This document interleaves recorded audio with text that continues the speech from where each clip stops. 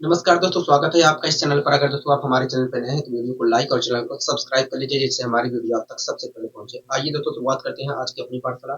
पहला क्वेश्चन आपकी स्क्रीन पर है, ध्यानपूर्वक देखिए। पहला क्वेश्चन आखिर क्या कह रहा है दोस्तों। इस क्वेश्चन में कह रहा है कि एक गैलन 80 लीटर शुद्ध शुद्ध जूस से भरा हुआ है। हाँ, कह रहा है कि एक गैलन जो है 80 लीटर शुद्ध जूस से भरा है। कह रहा है इसमें से पहले 8 लीटर जूस निकालकर उतना ही पानी मिलाया जाता है। कह रहा है कि इसमें से पहले 8 लीटर जूस निकालकर उतना ही पानी मिलाया जाता है। कह रहा है कि और फिर फिर मिश्रण से 10 लीटर मात्रा निकालकर उतना ही पानी मिला दिया जाता है। हाँ, कह रहा है दूसरे क्रम के अंत में जूस की मात्रा बताइए। हाँ, कह रहा है कि दूसरे क्रम के अंत में जूस की कितनी मात्रा बची है, ये बताइए। हाँ, ठीक है दोस्तों। एक गैलन था 80 लीटर से भरा हुआ जूस से। हाँ, उसमें से दोस्तों 8 लीटर जूस निकालकर उतना ही पानी मिला दिया था। मतलब जितना जूस निकाला उतना ही पानी मिला दिया। हाँ, अब दोस्तों गैलन में पानी भी है और जूस भी है। हाँ, अब दोस्तों उस गैलन में से दोस्तों अब गैलन में पानी भी है और जूस भी है। अब उस गैलन में से 10 लीटर फिर से निकाल कर पानी मिला देता है उतना ही। हाँ, तो कह रहा है कि बताइए ये सब करने के बाद कितना लीटर जूस बचा है गैलन के अंदर। हाँ, यही तो कह रहे हैं। यहाँ यही चीज हमसे कह रहे हैं। आइए हम यहाँ पर पता करने की कोशिश करते हैं कि दो प्रक्रिया दूसरे क्रम के बाद जूस की कितनी मात्रा बची है। हाँ, ठीक है दोस्तों। जो गैलन था वो दोस्तों गैलन जो है था 80 लीटर जूस से भरा हुआ था। हाँ, दोस्तों गैलन जो था 80 लीटर जूस से भरा हुआ था। हाँ, अब दोस्तों गैलन जो था 80 लीटर जूस से भरा हुआ था। हाँ, इसमें से दोस्तों 8 लीटर जूस निकाला जाता है। हाँ, 8 लीटर जूस निकाला जाता है। हाँ, दोस्तों अगर 8 लीटर जूस निकाला जाता है तो कितना हिस्सा जूस का निकाल लिया गया है, कहोगे देखिए जूस तो कुल मिलाकर 80 लीटर था। मैंने कहा कहोगे देखिए इसमें से 8 लीटर निकाल लिया जाता है, तो इस प्रकार देखा तो 1/10वां हिस्सा निकाला जाता है जूस का। हाँ, अगर दोस्तों जूस का 1/10वां हिस्सा निकाल लिया जाता है तो जूस का कितना हिस्सा बचा होगा, कहोगे 9/10 हिस्सा बचा होगा। अगर जूस का 1/10वां हिस्सा निकाल दिया जाता है तो जूस का कितना हिस्सा बचा होगा, कहोगे जूस का 9/10वां हिस्सा बचा होगा। हाँ, जूस का 9/10वां हिस्सा बचा होगा। मतलब कितनी कुल मिलाकर देखा जाए तो इतना जूस बचा है, कहोगे हाँ। दोस्तों 80 लीटर का जो जूस था दोस्तों, जो गैलन था उसमें 80 लीटर जूस था। उसमें जूस में से 8 लीटर जूस निकाला जाता है। हाँ, हाँ। मतलब जूस का 1/10वां हिस्सा निकाला जाता है, कहोगे हाँ। अगर जूस का 1/10वां हिस्सा निकाल दिया जाता है तो जूस कितना बचा होगा, कहोगे जूस का 9/10वां हिस्सा बचा होगा। हाँ, मतलब इतना जूस बचा था। हाँ, ठीक है, कोई दिक्कत कोई परेशानी कहोगे नहीं। अब दोस्तों जितना जूस निकाला उतना ही पानी मिला देता है, कहोगे हाँ। तो इस प्रकार देखा जाए तो गैलन में अभी भी 80 लीटर गैलन की जो धारिता है 80 लीटर ही है। अगर जितना निकाला उतना ही मिला देता है पानी, तो अभी भी वास्तव में गैलन की धारिता जो है 80 लीटर बरकरार है। गैलन की धारिता जो है 80 लीटर बरकरार है, कोई दिक्कत कोई परेशानी तो नहीं।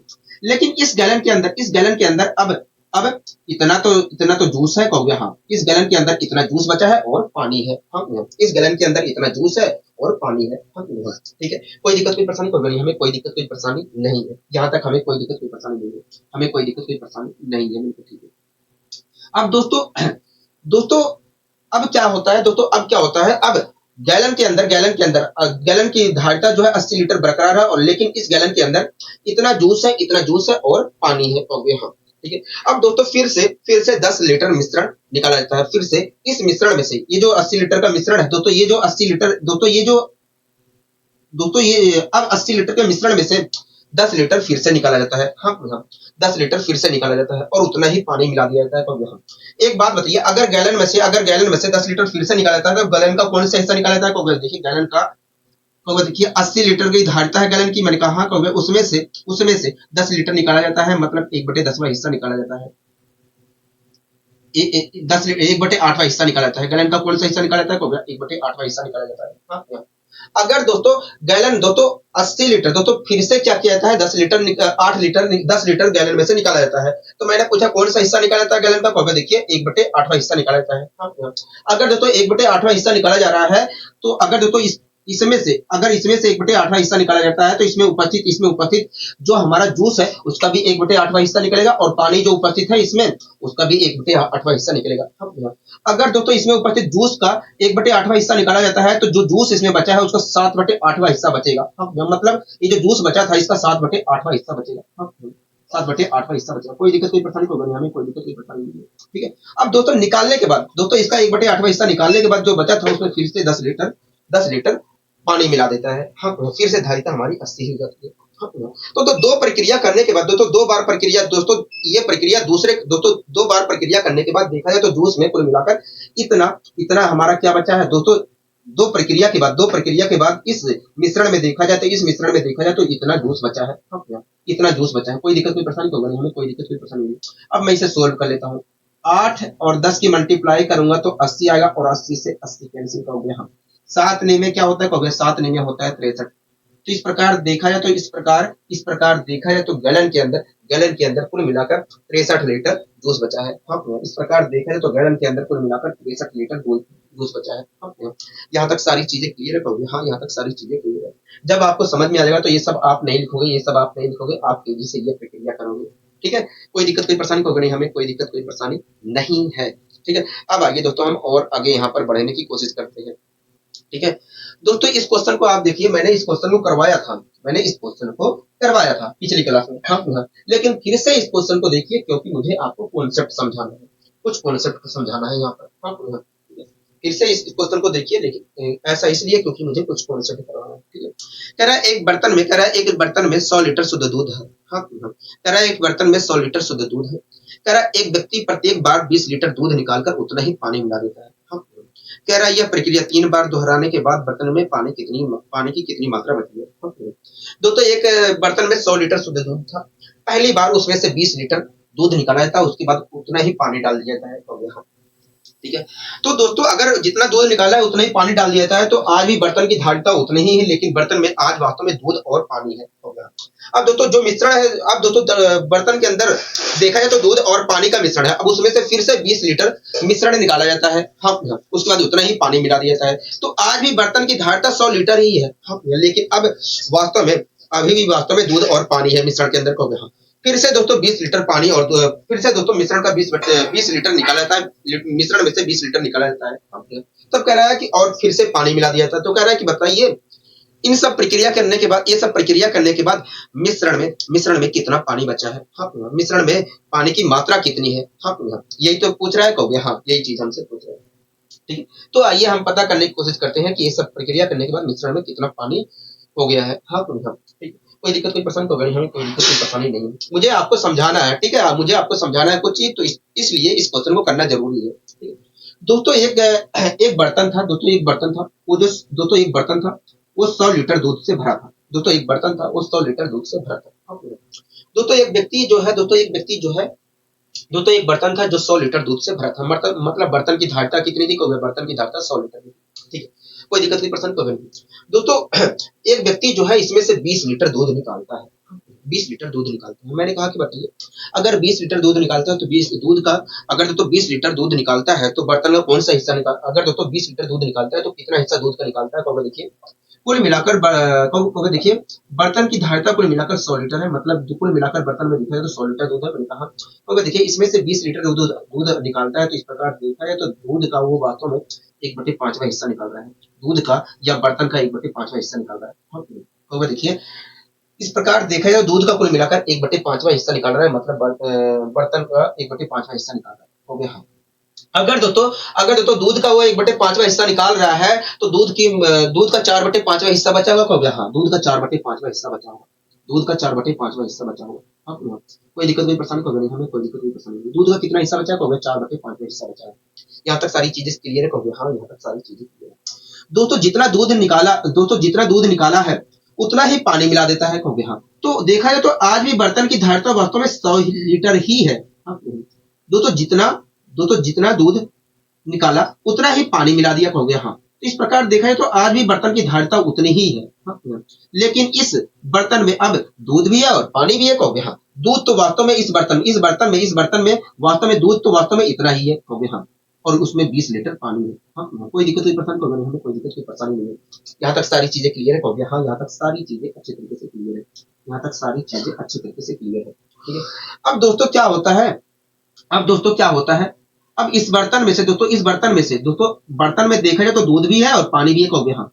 अब दोस्तों इस बर्तन में से, अब दोस्तों इस बर्तन में से, इस बर्तन में से जो 100 लीटर का बर्तन है दोस्तों, ये जो 100 लीटर के मिश्रण है, इस मिश्रण में से 20 लीटर फिर से निकल आता है। हाँ, मैंने कहा कि अगर 20 लीटर फिर से निकल आता है तो बर्तन का कौन सा हिस्सा निकल आता है? अगर दोस्तों मिश्रण में से 20 लीटर फिर से निकल आता है तो मिश्रण का कौन सा हिस्सा निकल आता है? तो देखिए 100 लीटर मिश्रण है, मिश्रण कुल मिलाकर मिश्रण की धारिता जो है कुल मिलाकर 100 है, उसमें से 20 लीटर निकाला जाता है। तो इस प्रकार देखें तो मिश्रण का 1/5वां हिस्सा निकाला जाता है। हाँ, अगर दोस्तों इसका अगर दोस्तों मिश्रण में दोस्तों अगर मिश्रण का 1/5वां हिस्सा निकाला जा रहा है तो इसका मतलब यही है कि इसमें उपस्थित दूध का भी 1/5वां हिस्सा निकल रहा है और उसमें उपस्थित पानी का भी 1/5वां हिस्सा निकल रहा है। हाँ, अगर दोस्तों इसमें उपस्थित जो दूध है उसका 1/5वां हिस्सा निकल रहा है तो इसमें उपस्थित जो दूध है उसका 4/5वां हिस्सा बचेगा। हाँ, दूध का 4/5वां हिस्सा बचेगा, इसमें उपस्थित दूध का 4/5वां हिस्सा बचेगा। हाँ, मतलब दूध कितना बचेगा? हाँ, अब दोस्तों फिर से 20 लीटर पानी मिला देता है, हो गया? हाँ। तो इस प्रकार देखा है तो अभी भी बर्तन की धारिता वास्तव में 100 लीटर है, हो गया? हाँ। अगर दोस्तों फिर से निकालकर फिर से पानी मिला दिया है तो अभी भी बर्तन की धारिता 100 लीटर है। हाँ, लेकिन इस बर्तन में ये जो 100 लीटर के मिश्रण है इसमें कुल मिलाकर इतना लीटर दूध है और पानी है, हो गया? और पानी है, इतना लीटर दूध है और पानी है। हाँ, ये बातें आपको समझ में आ रही है, हो गया? हाँ, ये बातें हमें समझ में आ रही है, ये बातें हमें समझ में आ रही है। ठीक है। अब दोस्तों फिर से इस मिश्रण में 20 लीटर निकाला जाता है मिश्रण का। हाँ, तो मैंने पूछा कौन सा हिस्सा निकाला जाता है? देखिए 100 लीटर मिश्रण है, 100 लीटर का मिश्रण है, उसमें से 20 लीटर निकाला जाता है। तो इस प्रकार देखें तो मिश्रण का 1/5वां हिस्सा निकाला जाता है। हाँ, अगर दोस्तों इस मिश्रण का 1/5वां हिस्सा निकाला जा रहा है तो इसका मतलब यही है कि इसमें उपस्थित जो दूध है उसका भी 1/5वां हिस्सा निकल रहा है और इसमें उपस्थित जो पानी है उसका भी 1/5वां हिस्सा निकल रहा है। अगर दोस्तों इसमें उपस्थित जो दूध है उसका 1/5वां हिस्सा निकाला जा रहा है तो इसमें उपस्थित जो दूध है उसका 4/5वां हिस्सा बचेगा, मतलब इसका 4/5वां हिस्सा बचेगा। हाँ, ठीक है। कोई दिक्कत कोई परेशानी होगा नहीं। तो दोस्तों निकालने के बाद दोस्तों मिश्रण का 1/5वां हिस्सा निकालने के बाद फिर से उतना ही लीटर दूध पानी डाल दिया जाता है, हो गया? ठीक है। तो इस प्रकार दोस्तों देखा जाए तो 3 प्रक्रिया के बाद देखा जाए तो इस 100 लीटर के मिश्रण में कुल मिलाकर इतना लीटर दूध बचा है। हाँ, इतना लीटर दूध बचा है। आप मेरी बात से सहमत है? कहोगे हाँ, हम आपकी बात से पूरी तरीके से सहमत है। अब काटा-पीटी मचा लेते हैं। ठीक है। दोस्तों 5 पच्चे 25 हो गए। हाँ, 25 चौके 100, 25 चौके 100। हाँ, 5 पच्चे 25, 25 चौके 100। हाँ, ठीक है। 4 चौक 16, 4 चौक 16, 16 की मल्टीप्लाई 16 से करेंगे तो 256 आएगा। हाँ, 256 आएगा। क्या आएगा? 256 आएगा। 256 अपॉन क्या आएगा? 5 आएगा, हो गया? हाँ, 256 अपॉन 5 आएगा। आप मेरी बात से सहमत है? हो गया? हाँ, हम आपकी बात से सहमत है। अब इसे भी मैं काटा पीटी यहाँ पर मचा लेता हूँ। अब मैं यहाँ पर भी काटा पीटी मचा लेता हूँ। कोई दिक्कत कोई परेशानी है? होगा नहीं, हमें कोई दिक्कत कोई परेशानी नहीं, हमें कोई दिक्कत कोई परेशानी नहीं। तो एक बात बताइए, अगर मैं काटा पीटी मचाता हूँ तो क्या होगा? देखिए 5 पच्चे 25, मैंने कहा हाँ, हो गया? देखिए 5 गणन 5, मैंने कहा हाँ, हो गया? 51.2 आएगा। मतलब देखा जाए तो बर्तन के अंदर, मतलब देखा जाए तो बर्तन के अंदर कुल मिलाकर 51.2 लीटर दूध बचा है। बर्तन के अंदर कुल मिलाकर 51.2 लीटर दूध बचा है। हाँ, दोस्तों हमसे ये नहीं पूछा है कि बताइए कितना लीटर दूध बचा है बर्तन के अंदर, हमसे कह रहा है कि बताइए बर्तन में कुल कितना पानी है। तो एक बात बताइए, 100 लीटर का मिश्रण है, कहोगे? हाँ, 100 लीटर का मिश्रण है, 100 लीटर का मिश्रण है और उसमें 51.2 लीटर क्या है? दूध है, कहोगे? हाँ। तो पानी कितना होगा? पानी वास्तव में 48.8 लीटर होगा। पानी कुल मिलाकर 48.8 लीटर होगा। हाँ, कोई दिक्कत कोई परेशानी तो नहीं, हमें कोई दिक्कत कोई परेशानी नहीं है, हमें कोई दिक्कत कोई परेशानी नहीं है। यहाँ तक सारी चीजें क्लियर हो गई है, कहोगे? हाँ, यहाँ तक सारी चीजें हमें अच्छी तरीके से क्लियर हो गई। यहाँ तक सारी चीजें अच्छे तरीके से क्लियर हो गई, कहोगे? हाँ, यहाँ तक सारी चीजें अच्छे तरीके से क्लियर हो गई है। बड़ी ठीक है। यहाँ तक सारी चीजें क्लियर हो गई है, कहोगे? हाँ, यहाँ तक सारी चीजें अच्छी तरीके से क्लियर हो गई है। अब मुझे आपको कुछ समझाना है। हाँ, ठीक है। अब मुझे आपको समझाना है।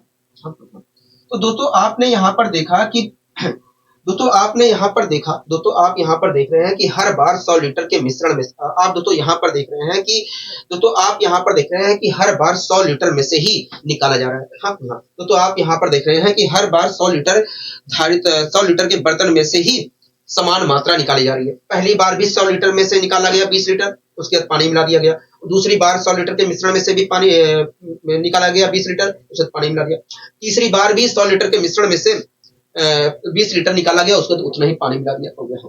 तो दोस्तों आपने यहाँ पर खुद नोटिस किया कि जब सेम धारिता में से कुछ लीटर निकालकर उतना ही पानी मिला दिया जा रहा है, तो जो घोल है वो निश्चित दर से एक निश्चित दर से घटती हुई चली गई है।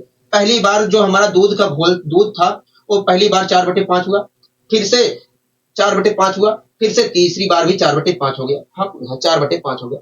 तो यहीं से आपको हमेशा ध्यान रखना है, यहीं से आपको एक बात हमेशा ध्यान रखना है कि यदि किसी घोल में से कुछ मात्रा निकाल कर उतनी ही मात्रा मिला दी जाती है, उतनी ही मात्रा कोई दूसरे विलेय मिला दिया जाता है और ये प्रक्रिया ऐसे ही दोहराई जाती है, तो जो घोल है वो एक निश्चित दर से घटती हुई चली जाती है। जो घोल है एक निश्चित दर से घटती हुई चली जाती है।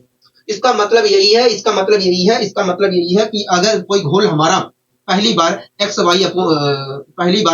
अपॉन y हो गया है, तो दूसरी बार भी हमारा x अपॉन y होगा घोल, तीसरी बार भी हमारा x अपॉन y होगा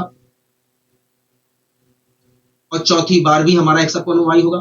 इसी प्रकार जितनी बार ये प्रक्रिया दोहराई जाएगी उतनी बार x अपॉन y होगा। हाँ, कोई दिक्कत कोई परेशानी कोई नहीं है, यहाँ तक हमें कोई दिक्कत कोई परेशानी नहीं। तो ये बातें आपको हमेशा ध्यान रखनी है, ये बहुत ही काम की चीज है, ठीक है। अब आइए दोस्तों हम इस पर आधारित कुछ एडवांस क्वेश्चन भी ले लेते हैं, जिससे हमारे अंदर और क्लियरिटी आ जाए, ठीक है। कोई दिक्कत कोई परेशानी कोई हमें कोई दिक्कत कोई परेशानी नहीं है, हमने कहा ठीक है। दोस्तों इस क्वेश्चन को आप देख रहे हैं कहोगे हाँ, इस क्वेश्चन को हम देख रहे हैं, इस क्वेश्चन को आप देख रहे हैं कहोगे हाँ, इस क्वेश्चन को देख रहे हैं।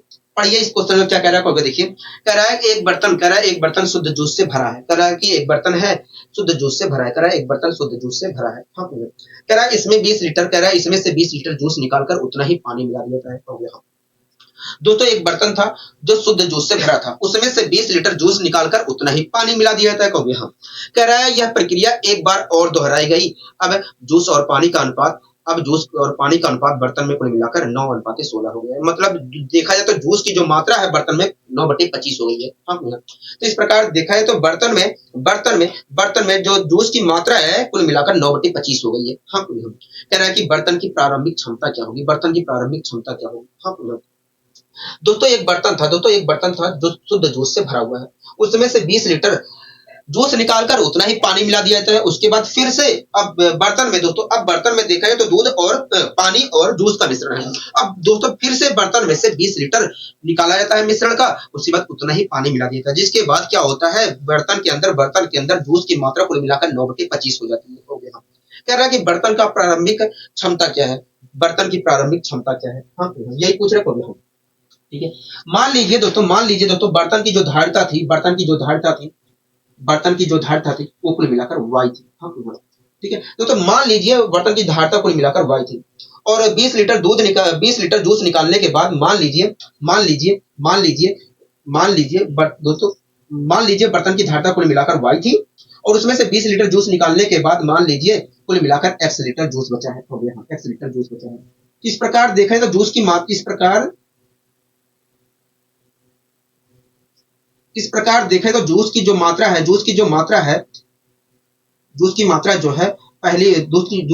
मात्रा जो है x अपॉन y की दर इस प्रकार देखें तो जूस की जो मात्रा है x अपॉन y की दर से घट रही है। हाँ, मतलब पहली बार जो जूस है इतना हो गया है। हाँ, मतलब जो जूस है पहली बार इतना हो गया है। हाँ, दोस्तों कुल मिलाकर बर्तन की धारिता y थी और उसमें से 20 लीटर जूस निकालने के बाद मान लीजिए बर्तन में कुल मिलाकर x लीटर जूस बचा है। हो गया। इस प्रकार देखा तो इस दर से जूस वास्तव में घट रहा है। हो गया।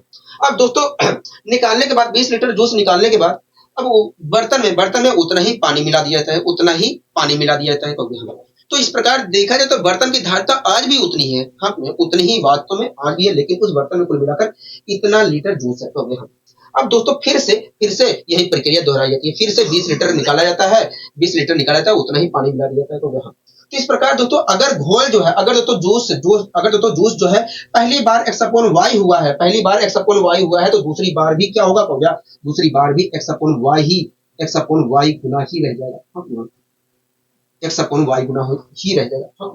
उसके बाद दोस्तों दूसरी बार निकालने के बाद दूसरी की बात अगर दोस्तों पहली बार जूस हमारा एक्स अपॉन वाई गुना रह गया था और दूसरी बार भी तो दूसरी बार भी हमारा जूस एक्स अपॉन वाई गुना रह जाएगा।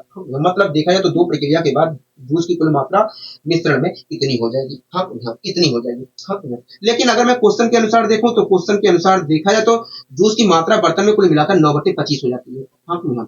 तो अगर मैं इसके अनुसार देखूं तो बर्तन में कुल मिलाकर जूस की मात्रा दो प्रक्रिया के बाद इतनी हो जाएगी। लेकिन क्वेश्चन के अनुसार देखूं तो 9/25 हो जाता है। तो हाँ, मतलब ये बराबर है इसके, कोई दिक्कत कोई परेशानी तो नहीं। अगर दोस्तों मैं यहाँ से निकालता हूँ एक्स अपॉन वाई की वैल्यू तो इस यहाँ पर एक्स अपॉन वाई की वैल्यू आएगी 3/5 3/5। हाँ 3/5। कोई दिक्कत कोई पसंद को हमें कोई दिक्कत कोई पसंद नहीं। दोस्तों y को हमने माना था बर्तन की धारता, मतलब अगर मैं तुलना करता हूं तो बर्तन की धारता कुल मिलाकर 5। हाँ दोस्तों y को माना था हमने बर्तन की धारता, मतलब बर्तन की धारता कुल मिलाकर 5 लीटर। हाँ ठीक है दोस्तों 5 लीटर थी बर्तन की धारता और पहली बार जूस निकालने पर दोस्तों पहली बार जूस निकालने पर कुल मिलाकर बर्तन में कुल मिलाकर 3 यूनिट जूस बचा था। हो गया। हाँ इस प्रकार देखा जाए तो 2 लीटर हमारा जूस निकाला गया था। हो गया। हाँ बर्तन में से कुल मिलाकर 2 लीटर जूस निकाला गया था। हाँ लेकिन क्वेश्चन कह रहा है कि भैया 20 लीटर निकाला गया था, मतलब 2 यूनिट बराबर है 20 के। हो गया। तो 1 यूनिट कितने के बराबर है? होगा 1 यूनिट वास्तव में 10 के बराबर है। हाँ हमसे क्या पूछ रहा है? कभी हमसे कह रहा है कि बताइए बर्तन की धारिता क्या है, प्रारंभिक क्षमता क्या है। तो बर्तन की धारिता 5 यूनिट की। होगी। हाँ 1 यूनिट जो है 5 लीटर 10 लीटर को रिप्रेजेंट करेंगे तो 5 यूनिट कितने को रिप्रेजेंट करेंगे? हो गया 50 को करेंगे। हाँ मतलब बर्तन की जो धारिता है वो कुल मिलाकर 50 लीटर है। हाँ कोई दिक्कत की परेशानी होगी नहीं, हमें कोई दिक्कत की परेशानी नहीं है, हमें यहाँ तक कोई दिक्कत की परेशानी नहीं है।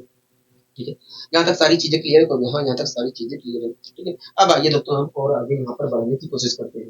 ठीक है दोस्तों अगला क्वेश्चन आप देखिए। देखिए अगला क्वेश्चन हमसे कह रहा है कि एक दूध के एक ड्रम में 10 लीटर दूध निकालकर उतना ही पानी भर दिया जाए।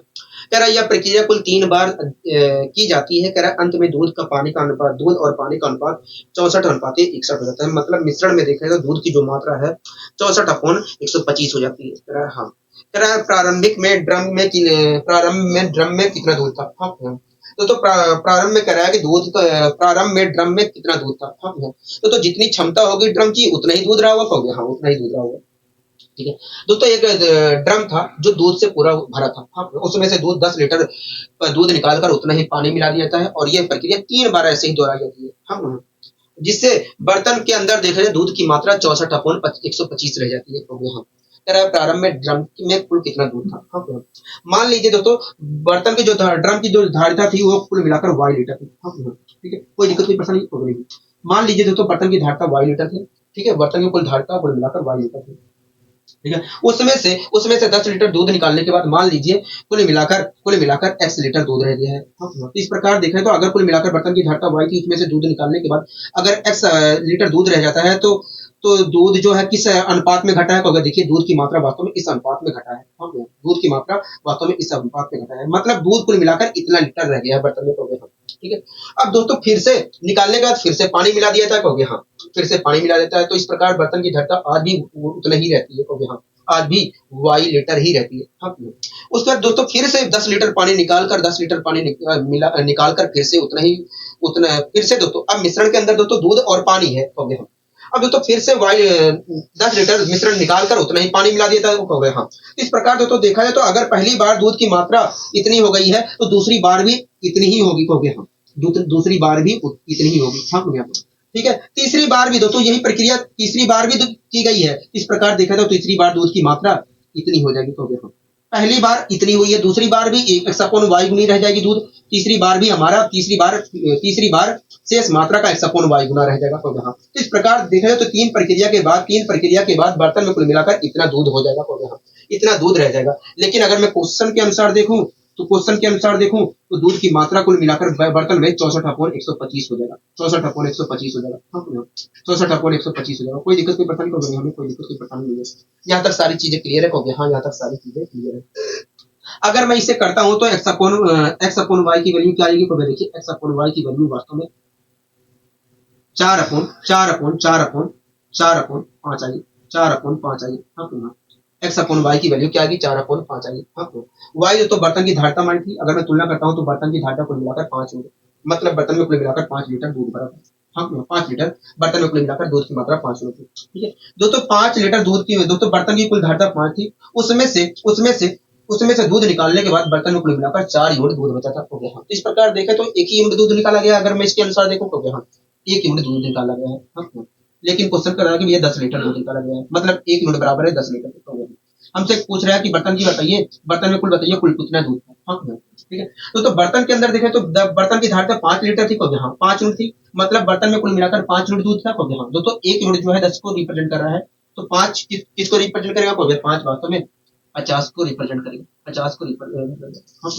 मतलब देखा जाए तो मतलब देखा जाए तो मतलब देखा जाता है मतलब देखा जाए मतलब देखा जाए मतलब देखा मतलब देखा जाए तो बर्तन की जो धारिता थी, बर्तन में जो दूध था या ड्रम में जो दूध था वो उसकी मात्रा को मिलाकर 50 लीटर थी हाँ। कोई दिक्कत की परेशानी को हमें कोई दिक्कत की परेशानी नहीं है, यहाँ तक मैंने कहा ठीक है। अब आइए दोस्तों थोड़ा हम और आगे बढ़ने की यहाँ पर कोशिश करते हैं। ठीक है दोस्तों, अगला क्वेश्चन आप देख रहे हैं तो हाँ अगला क्वेश्चन हम देख रहे हैं, अगला क्वेश्चन हम देखते हैं।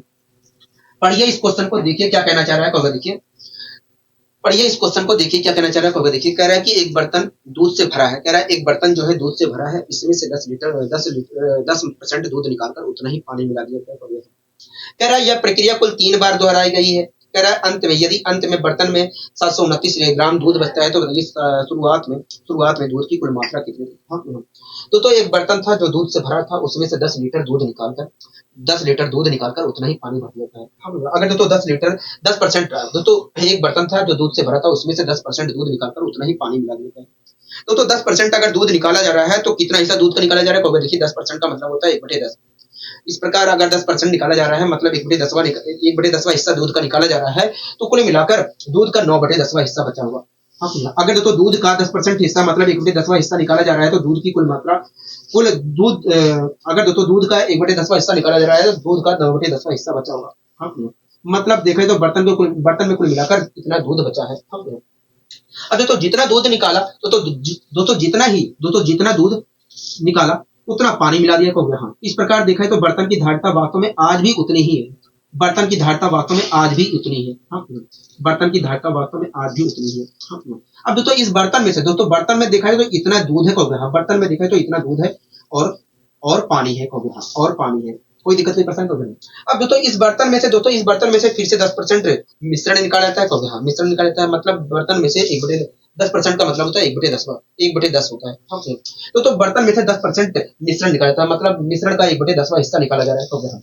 अगर दोस्तों मिश्रण का 1/10वां हिस्सा निकाला जा रहा है तो इसमें उपस्थित दूध का भी 1/10वां हिस्सा निकलेगा हाँ, और पानी का भी 1/10वां हिस्सा निकलेगा हाँ। अगर दोस्तों इसमें उपस्थित जो दूध है उसका 1/10वां हिस्सा निकाला जा रहा है फिर से, तो इसमें उपस्थित जो दूध है उसका 9/10वां हिस्सा बचेगा हाँ। मतलब देखा जाए तो दूसरी प्रक्रिया के बाद जो दूध है इसमें उसका 9/10वां हिस्सा बचेगा, मतलब इतना दूध बचेगा हाँ।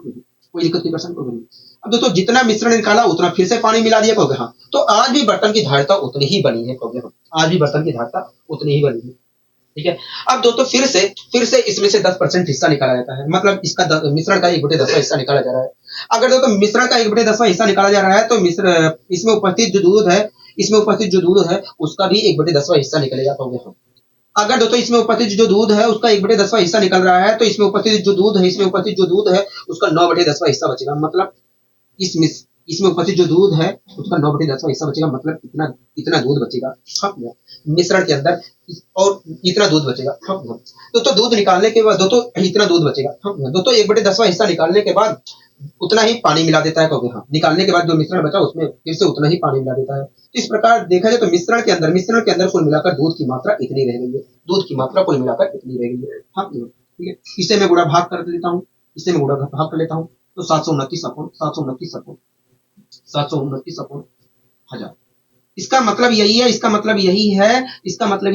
यदि बर्तन की धारिता कुल मिलाकर 1000 लीटर की थी तो 3 प्रक्रिया करने के बाद बर्तन में कुल मिलाकर 729 ग्राम दूध रह गया है। इसका मतलब तो यही है कि यदि बर्तन की धारिता 1000 ग्राम की थी तो 3 प्रक्रिया के बाद बर्तन में कुल मिलाकर 729 ग्राम दूध बचा है और लेकिन क्वेश्चन कह रहा है कि भैया 700 यूनिट हमारे अनुसार दोस्तों अगर बर्तन की धारिता कुल मिलाकर 1000 यूनिट थी तो 3 प्रक्रिया के बाद बर्तन में कुल मिलाकर 729 यूनिट दूध रह गया है, लेकिन क्वेश्चन कह रहा है कि 729 ग्राम रह गया है हाँ। मतलब देखें तो 729 यूनिट बराबर 729 ग्राम के कहोगे हाँ। 729 ग्राम के, तो 1 यूनिट बराबर 1 ग्राम के कहोगे हाँ। ठीक है, तो 1000 यूनिट बराबर कितने ग्राम के कहोगे? 1000 ग्राम के। 1000 यूनिट बराबर 1000 ग्राम की। मतलब देखें तो बर्तन की धारिता कुल मिलाकर शुरुआत में 1000 ग्राम थी। हाँ, अगर बर्तन की धारिता कुल मिलाकर शुरुआत में 1000 ग्राम थी तो बर्तन में कुल मिलाकर दूध की मात्रा भी 1000 ही ग्राम होगा। हाँ, 1000 ही ग्राम होगा। बताइए यहाँ तक कोई दिक्कत की परेशानी तो नहीं, यहाँ तक हमें कोई दिक्कत की परेशानी नहीं है, हमें यहाँ तक कोई दिक्कत की परेशानी नहीं है। यहाँ तक सारी चीजें अच्छी तरीके से समझ में आ गई है, यहाँ तक सारी चीजें अच्छी तरीके से समझ में आ गई हैं। ठीक है। अब आइए दोस्तों हम थोड़ा और आगे बढ़ने की यहाँ पर कोशिश करते हैं, ठीक है, जिससे और क्लियरिटी आ जाए। ठीक है, अगला क्वेश्चन आप देख रहे हैं को यहाँ अगला क्वेश्चन हम देख रहे हैं, अगला क्वेश्चन हम देख रहे हैं। पढ़िए अगला क्वेश्चन क्या कह रहा है, को देखिए अगला क्वेश्चन हमसे कह रहा है 42 लीटर के एक बर्तन में, कह रहा है कि 42 लीटर के एक बर्तन में 49% संतरा जूस है। हाँ, 49% संतरा जूस है। हाँ, कह रहा है इसमें से कुछ मात्रा निकालकर उतना ही पानी मिला दिया जाता है। कह रहा है कि इसमें से कुछ मात्रा निकालकर उतना ही पानी मिला दिया जाता है। कहोगे हाँ। कह रहा है यह प्रक्रिया एक बार और दोहराई गई। कह रहा है कि यह प्रक्रिया एक बार और दोहराई गई। अब जूस केवल 25% बचा है। हम यहाँ कह रहा है कि बताइए हर बार कितना मिश्रण निकाला गया है, हर बार कितना मिश्रण निकाला गया है। हम यहाँ यही तो पूछ रहा है कहोगे हाँ, यही हमसे पूछ रहा है, यही हमसे पूछ रहा है। हम यही हमसे पूछ रहा है। ठीक है, कोई दिक्कत कोई परेशानी को गई, हमें कोई दिक्कत कोई परेशानी नहीं है, हमें कोई दिक्कत कोई परेशानी नहीं है, हमें कोई दिक्कत कोई परेशानी नहीं है। ठीक है, अब आइए दोस्तों हम इस क्वेश्चन को करने की कोशिश करते हैं, इस क्वेश्चन को करने की कोशिश करते हैं। ठीक है, कोई दिक्कत कोई परेशानी को गई, हमें कोई दिक्कत परेशानी नहीं है। मान लीजिए दोस्तों मान लीजिए दोस्तों मान लीजिए दोस्तों मान लीजिए दोस्तों मान लीजिए दोस्तों बर्तन में कुल मिलाकर मान लीजिए दोस्तों बर्तन में कुल मिलाकर y लीटर जूस था। हाँ, ठीक है, मान लीजिए दोस्तों बर्तन में कुल मिलाकर y लीटर जूस था। ठीक है, तो उसमें से कुछ मात्रा निकाले दोस्तों, जो बर्तन जो था उसमें मान लीजिए बर्तन में कुल मिलाकर y लीटर जूस था। हाँ, कोई दिक्कत कोई परेशानी नहीं, हमें कोई दिक्कत कोई परेशानी नहीं है, हमें कोई दिक्कत कोई परेशानी नहीं है। ठीक है, अब दोस्तों बर्तन में से कुछ मात्रा निकालकर उतना ही पानी मिला दिया जाता है। तो अगर कुछ मात्रा निकाला जा रहा है तो जूस की मात्रा घटेगी। को हाँ, मान लीजिए निकालने के बाद बर्तन में कुल मिलाकर x लीटर जूस हो गया है। हाँ, तो इस प्रकार देखे तो जो जूस की मात्रा है, इस प्रकार दोस्तों देखा जाए तो जूस जो है x अपॉन y के अनुपात में घट रहा है। हाँ, अगर दोस्तों पहली बार अगर दोस्तों जूस जो है x अपॉन y के अनुपात में घट रहा है, पहले x अपॉन y के अनुपात में घट रहा है, तो दूसरी बार भी x अपॉन अगर दोस्तों पहली बार दोस्तों इस प्रकार दोस्तों मान लीजिए बर्तन में कुल मिलाकर y लीटर जूस था और कुछ लीटर निकालने के बाद, कुछ लीटर उसमें से मात्रा निकालने के बाद मान लीजिए बर्तन में कुल मिलाकर x लीटर जूस बचा है। तो मैंने पूछा कि बताइए जूस जो है किस अनुपात में घटा है। कहोगे देखिए पहले जूस की मात्रा कुल मिलाकर y लीटर थी, अब हो गई है x। तो इस प्रकार देखें तो जूस जो है x अपॉन y के अनुपात में घट रहा है। मतलब देखें तो बर्तन में कुल मिलाकर इतना यूनिट जूस रह गया है। इतना यूनिट जूस रह गया है। कोई दिक्कत नहीं, प्रश्न को करिए तो जितना लीटर निकाला बर्तन में से उतना लीटर पानी मिला दिया जाता है। हाँ, और यह प्रक्रिया एक बार और दोहराई जाती है। हाँ, तो इस प्रकार तो अगर फिर से दोहराई जाती है यह प्रक्रिया, तो पहली बार जितना जूस रह गया है, पहली बार x अपॉन y गुना रह गया है, तो दूसरी बार भी हमारा x अपॉन y गुना ही रह जाएगा जूस। हाँ, ठीक, इस प्रकार देखा जाए तो तीन प्रक्रिया के बाद देखा जाए तो बर्तन में कुल मिलाकर जूस की मात्रा इतनी रह गई है। हाँ, इसका मतलब यही है कि यदि जूस की मात्रा कुल मिलाकर पहले बर्तन में y स्क्वायर थी तो दो प्रक्रिया करने के बाद बर्तन में जूस की मात्रा कुल मिलाकर x स्क्वायर हो गई है। हाँ, x स्क्वायर रह गई है। कोई दिक्कत नहीं, प्रश्न नहीं। तो पहली बार तो बर्तन में देखा जाए तो इस प्रकार अगर पहली बर्तन में देखा जाए तो अगर पहले कुल मिलाकर y स्क्वायर जूस रहा होगा तो अब रह गई है x स्क्वायर जूस। हाँ, लेकिन दोस्तों पहले जूस की मात्रा कुल मिलाकर बर्तन में देखे तो 49% था और अब हो गया है 25% हो गया। कोई दिक्कत नहीं, परेशानी को गई, हमें कोई दिक्कत नहीं, परेशानी नहीं। इस प्रकार देखा जाए दोस्तों तो दोस्तों पहले देखें तो y स्क्वायर जूस था लेकिन अब हो गया है x स्क्वायर। तो इस प्रकार देखें तो अब और जो प्रारंभ में जूस की मात्रा का अनुपात है। लेकिन यहाँ पर देखा तो अब और प्रारंभ में जूस का अनुपात यहाँ पर इतना है, तो मतलब ये बराबर है इसके परसेंटेज से परसेंटेज खत्म हो गया। हाँ, परसेंटेज से परसेंटेज खत्म। अगर मैं x अपॉन y की वैल्यू निकालता हूँ, x अपॉन y की वैल्यू निकालता हूँ तो x अपॉन y की वैल्यू जो है x अपॉन y की वैल्यू जो है 5/7 आएगी। x upon 5 x upon y की वैल्यू 5/7 आएगी। मतलब देखा जाए तो पहली प्रक्रिया के बाद मतलब देखा जाए तो पहली बार निकालने के बाद जूस की मात्रा कुल मिलाकर 5/7 रह गई। हाँ, अगर तो जूस की मात्रा कुल मिलाकर पहली बार निकालने पर 5/7 रह गई थी तो इसका मतलब ये है कि 2/7 यूनिट जूस निकाला गया था पहली बार। तो अगर तो पहली बार जूस की मात्रा निकालने के बाद अगर तो पहली बार बिलियन में से कुछ मात्रा निकालने पर जूस इतना रह गया है, इस प्रकार हम कह सकते हैं कि भैया 2/7 यूनिट जूस निकाला गया है। तो यहाँ अगर दोस्तों जूस अगर दोस्तों बर्तन में से जूस 2/7 अगर दोस्तों बर्तन में जो जूस उपस्थित है उसका 2/7वां हिस्सा निकल रहा है, तो बिलियन का भी 2/7वां हिस्सा निकला होगा। बिलियन का भी 2/7वां हिस्सा ही निकला होगा। इसका मतलब ये है कि यदि बिलियन की कुल मात्रा, 1 मिनट रुक जाइए, 1 मिनट रुक,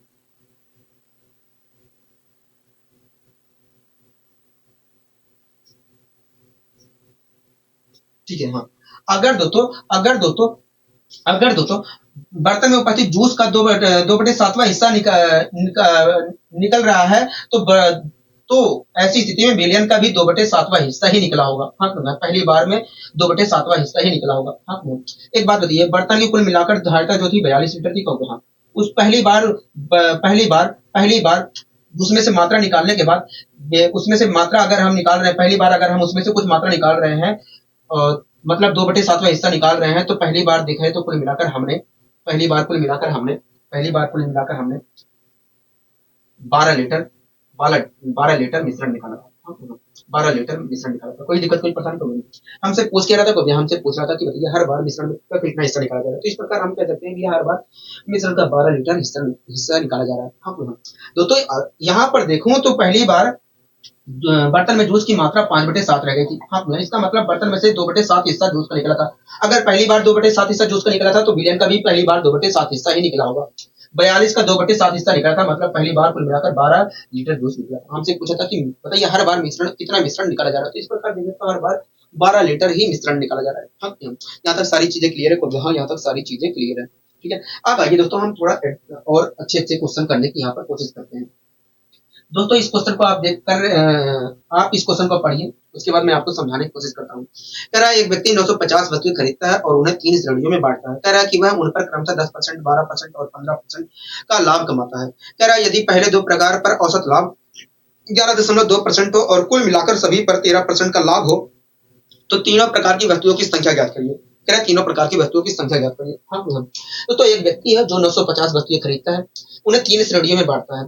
हाँ, पहली वस्तु पर वो 10% और ठीक है, जो पहले प्रकार की वस्तु थी उन पर 10% का लाभ कमाया। दूसरे प्रकार की वस्तु जो थी उस पर 12% का लाभ कमाया और तीसरे प्रकार की जो वस्तु थी उस पर 15% का लाभ कमाता है। हाँ, पहली प्रकार की वस्तु पर वो कितना परसेंट लाभ कमाता है, कहोगे 10% कमाता है। दूसरी प्रकार की वस्तु जो थी उस पर कितना परसेंट लाभ कमाता है, कहोगे 12% लाभ कमाता है। 12% लाभ कमाता है। हाँ, 12% लाभ कमाता है। हाँ, पहली प्रकार की वस्तु पर 10% का लाभ कमाता है, दूसरी पर 12% का लाभ कमाता है। और क्वेश्चन में कह रहा है कि पहली और दूसरी वस्तु पर औसत के हिसाब से देखा जाए तो 11.2% लाभ कमा रहा है। 11.2% लाभ कमा रहा है। हाँ, कोई दिक्कत नहीं, परसेंट तो नहीं। हमसे कह रहा है कि पहली और दूसरी वस्तु पर देखा जाए तो औसत के हिसाब से 11.2% लाभ कमा रहा है। 11.2% लाभ कमा रहा है। हाँ, यहाँ तक सारी चीजें क्लियर है। कहोगे हाँ। एक बात बताइए, मैंने ऐसे फिगर बना लिया और ऐसे अब मैं इसे सोल्व करता हूँ तो मुझे क्या मिलेगा, कहोगे देखिए पहली और दूसरी वस्तु का अनुपातिक वैल्यू मिलेगा। हाँ, पहली और दूसरी वस्तु को जिस अनुपात में खरीदा गया है उसका अनुपातिक वैल्यू मिलेगा। पहली और दूसरी वस्तु को जिस अनुपात में खरीदा गया है उसका अनुपातिक वैल्यू मिलेगा। ठीक है, तो एक बात बताइए दोस्तों, अब मुझे क्या करना चाहिए, कहोगे देखिए इन दोनों के बीच का अंतर यहाँ लिखिए, इन दोनों के बीच का अंतर यहाँ लिखिए। तो अगर इन दोनों के बीच का अंतर देखो तो 0.8 आ रहा है। हाँ, इन दोनों के बीच का अंतर देखो तो 1.2 आ रहा है। हाँ, 1.2 आ रहा है। ठीक है, कोई दिक्कत कोई परेशानी नहीं, हमें कोई दिक्कत कोई परेशानी नहीं है। हमें कोई दिक्कत कोई परेशानी नहीं है। हाँ, एक मिनट। तो पहली प्रकार की वस्तु पर वो 10% का लाभ कमाता है, दूसरी प्रकार की वस्तु पर कुल मिलाकर 12% का लाभ कमाता है। हाँ, और पहली और दोनों वस्तुओं पर कुल मिलाकर 11.2% का लाभ कमाता है। तो यहाँ पर जो आएगा वो क्या होगा, यहाँ पर जो हमें प्राप्त होगा, पहली और दूसरी वस्तु जिस अनुपात में खरीदी गई है उनकी वैल्यू प्राप्त होगी। हाँ, पहली और दूसरी वस्तु की जिस अनुपात में खरीदी गई है उनकी संख्या प्राप्त होगी। हाँ, ठीक है, अब क्या करना होगा, इन दोनों के बीच का अंतर यहाँ पर लिखिए। इन दोनों के बीच का अंतर क्या है, 0.8 है। इन दोनों के बीच का अंतर क्या होगा, 1.2 है। 1.2 है। ठीक है, अब मैं इसे काट, पॉइंट से मतलब नहीं है क्योंकि दोनों की जगह एक अंक के बाद पॉइंट लगा है, इससे मतलब आपको नहीं रखना है। ठीक है, अगर मैं अनुपातिक वैल्यू लेता हूँ, अगर मैं इन दोनों का अनुपातिक वैल्यू लेता हूँ 2:3 आएगा। हाँ, मतलब पहली और दूसरी वस्तु देखा जाए तो 2:3 में खरीदी गई थी। मतलब पहली और दूसरी वस्तु 2:3 में खरीदी गई थी। इसका मतलब ये है कि यदि पहली वस्तु कुल मिलाकर, इसका मतलब यही है कि 10% 10% है 10% है 10% लाभ पर कुल मिलाकर 2 वस्तु खरीदी गई थी और 12% लाभ पर कुल मिलाकर 3 वस्तु खरीदी गई थी। अगर मैं इस अनुपातिक वैल्यू के हिसाब से देखूँ तो हाँ, ठीक है। कोई दिक्कत कोई परेशानी तो हमें कोई दिक्कत कोई परेशानी नहीं है, ठीक है। तो पहली 2 वस्तुओं पर कुल मिलाकर दोस्तों पहली 2 वस्तु पर कुल मिलाकर 11.2% का लाभ हो रहा था कब यहाँ। पहली 2 प्रकार की वस्तु पर 11.2% का लाभ हो रहा था कब यहाँ। और तीसरी वस्तु पर 15% का लाभ हो रहा था कब यहाँ। पहली 2 वस्तु पर कुल मिलाकर 11.2% का लाभ हो रहा था और तीसरी वस्तु पर 15% का लाभ हो रहा था कब यहाँ। और कुल मिलाकर तीनों वस्तुओं पर कुल मिलाकर तीनों वस्तुओं पर और कुल मिलाकर तीनों वस्तुओं पर 13% का लाभ हो रहा था। हाँ 13% का लाभ हो रहा था। हाँ 13% का लाभ हो रहा था। तो पहले 2 वस्तु पर 11.2% का लाभ हो रहा था और तीसरी वस्तु पर कुल मिलाकर 15% का लाभ हो रहा था। हाँ 15% का लाभ हो रहा था और सभी वस्तुओं पर कुल मिलाकर 13% का लाभ हो रहा था। हाँ, ठीक है। अब अगर दोस्तों मैं ऐसे डायग्राम बनाकर ऐसे सोल्व करता हूँ तो यहाँ पर क्या मिलेगा को देखिए। पहली दो वस्तु और तीसरी वस्तु की संख्या का अनुपात मिलेगा। हाँ पहली दो वस्तु और तीसरी वस्तु जो खरीदी गई है उनकी संख्या का अनुपात मिलेगा। हाँ ठीक है। अब मुझे क्या करना है इन दोनों के बीच का अंतर यहाँ लिखिए। मैंने कहा ठीक है, इन दोनों के बीच का अंतर यहाँ लिखिए। मैंने कहा ठीक है। एक बात बताइए, अगर ये 11 होता तो यहाँ पर 2 आता कहोगे हाँ, लेकिन यहाँ पर 0.2 अधिक है कहोगे हाँ, तो यहाँ पर 1.8 है कहोगे हाँ, 1.8 है। अब मैं इसे सोल्व कर लेता हूँ, ठीक है। यहाँ पर एक अंक बाद पॉइंट लगा देता हूँ, ठीक है। पॉइंट से मतलब नहीं है, ठीक है। अब इसे सोल्व करिए कहोगे देखिए यहाँ पर अगर एक मिनट 13 में से अगर मैं 11.2 घटाता हूँ तो 1.8 आएगा, यहाँ पर आएगा 2। अब मैं इसे सोल्व कर लेता हूँ। अगर मैं इसे सोल्व करता हूँ तो यहाँ पर क्या होगा 10 आएगा।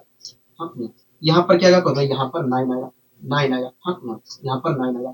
इस प्रकार देखा है तो पहली 2 वस्तु और तीसरी वस्तु का अनुपात जो है, पहली 2 वस्तु और तीसरी वस्तु जो है 10:9 में खरीदी गई है। मतलब यदि पहली 2 वस्तु कुल मिलाकर 10 वस्तुएं, इस प्रकार देखा है तो पहली पहली और दूसरी कुल मिलाकर 10 वस्तुएं खरीदी गई हैं तो तीसरी वस्तु कुल मिलाकर 9।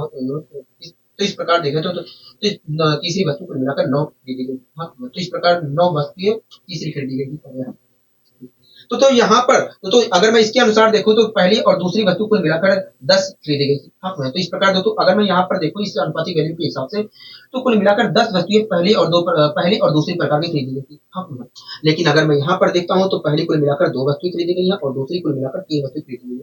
तो यहाँ पर अगर मैं देखूं अनुपातिक वैल्यू के हिसाब से तो कुल मिलाकर पहली और दूसरी कुल मिलाकर 5 यूनिट वस्तुएं खरीदी गई है, लेकिन अगर मैं यहाँ पर देखूं तो 10 यूनिट खरीदी गई है। मतलब 5 यूनिट बराबर है 10 के पावर यहाँ।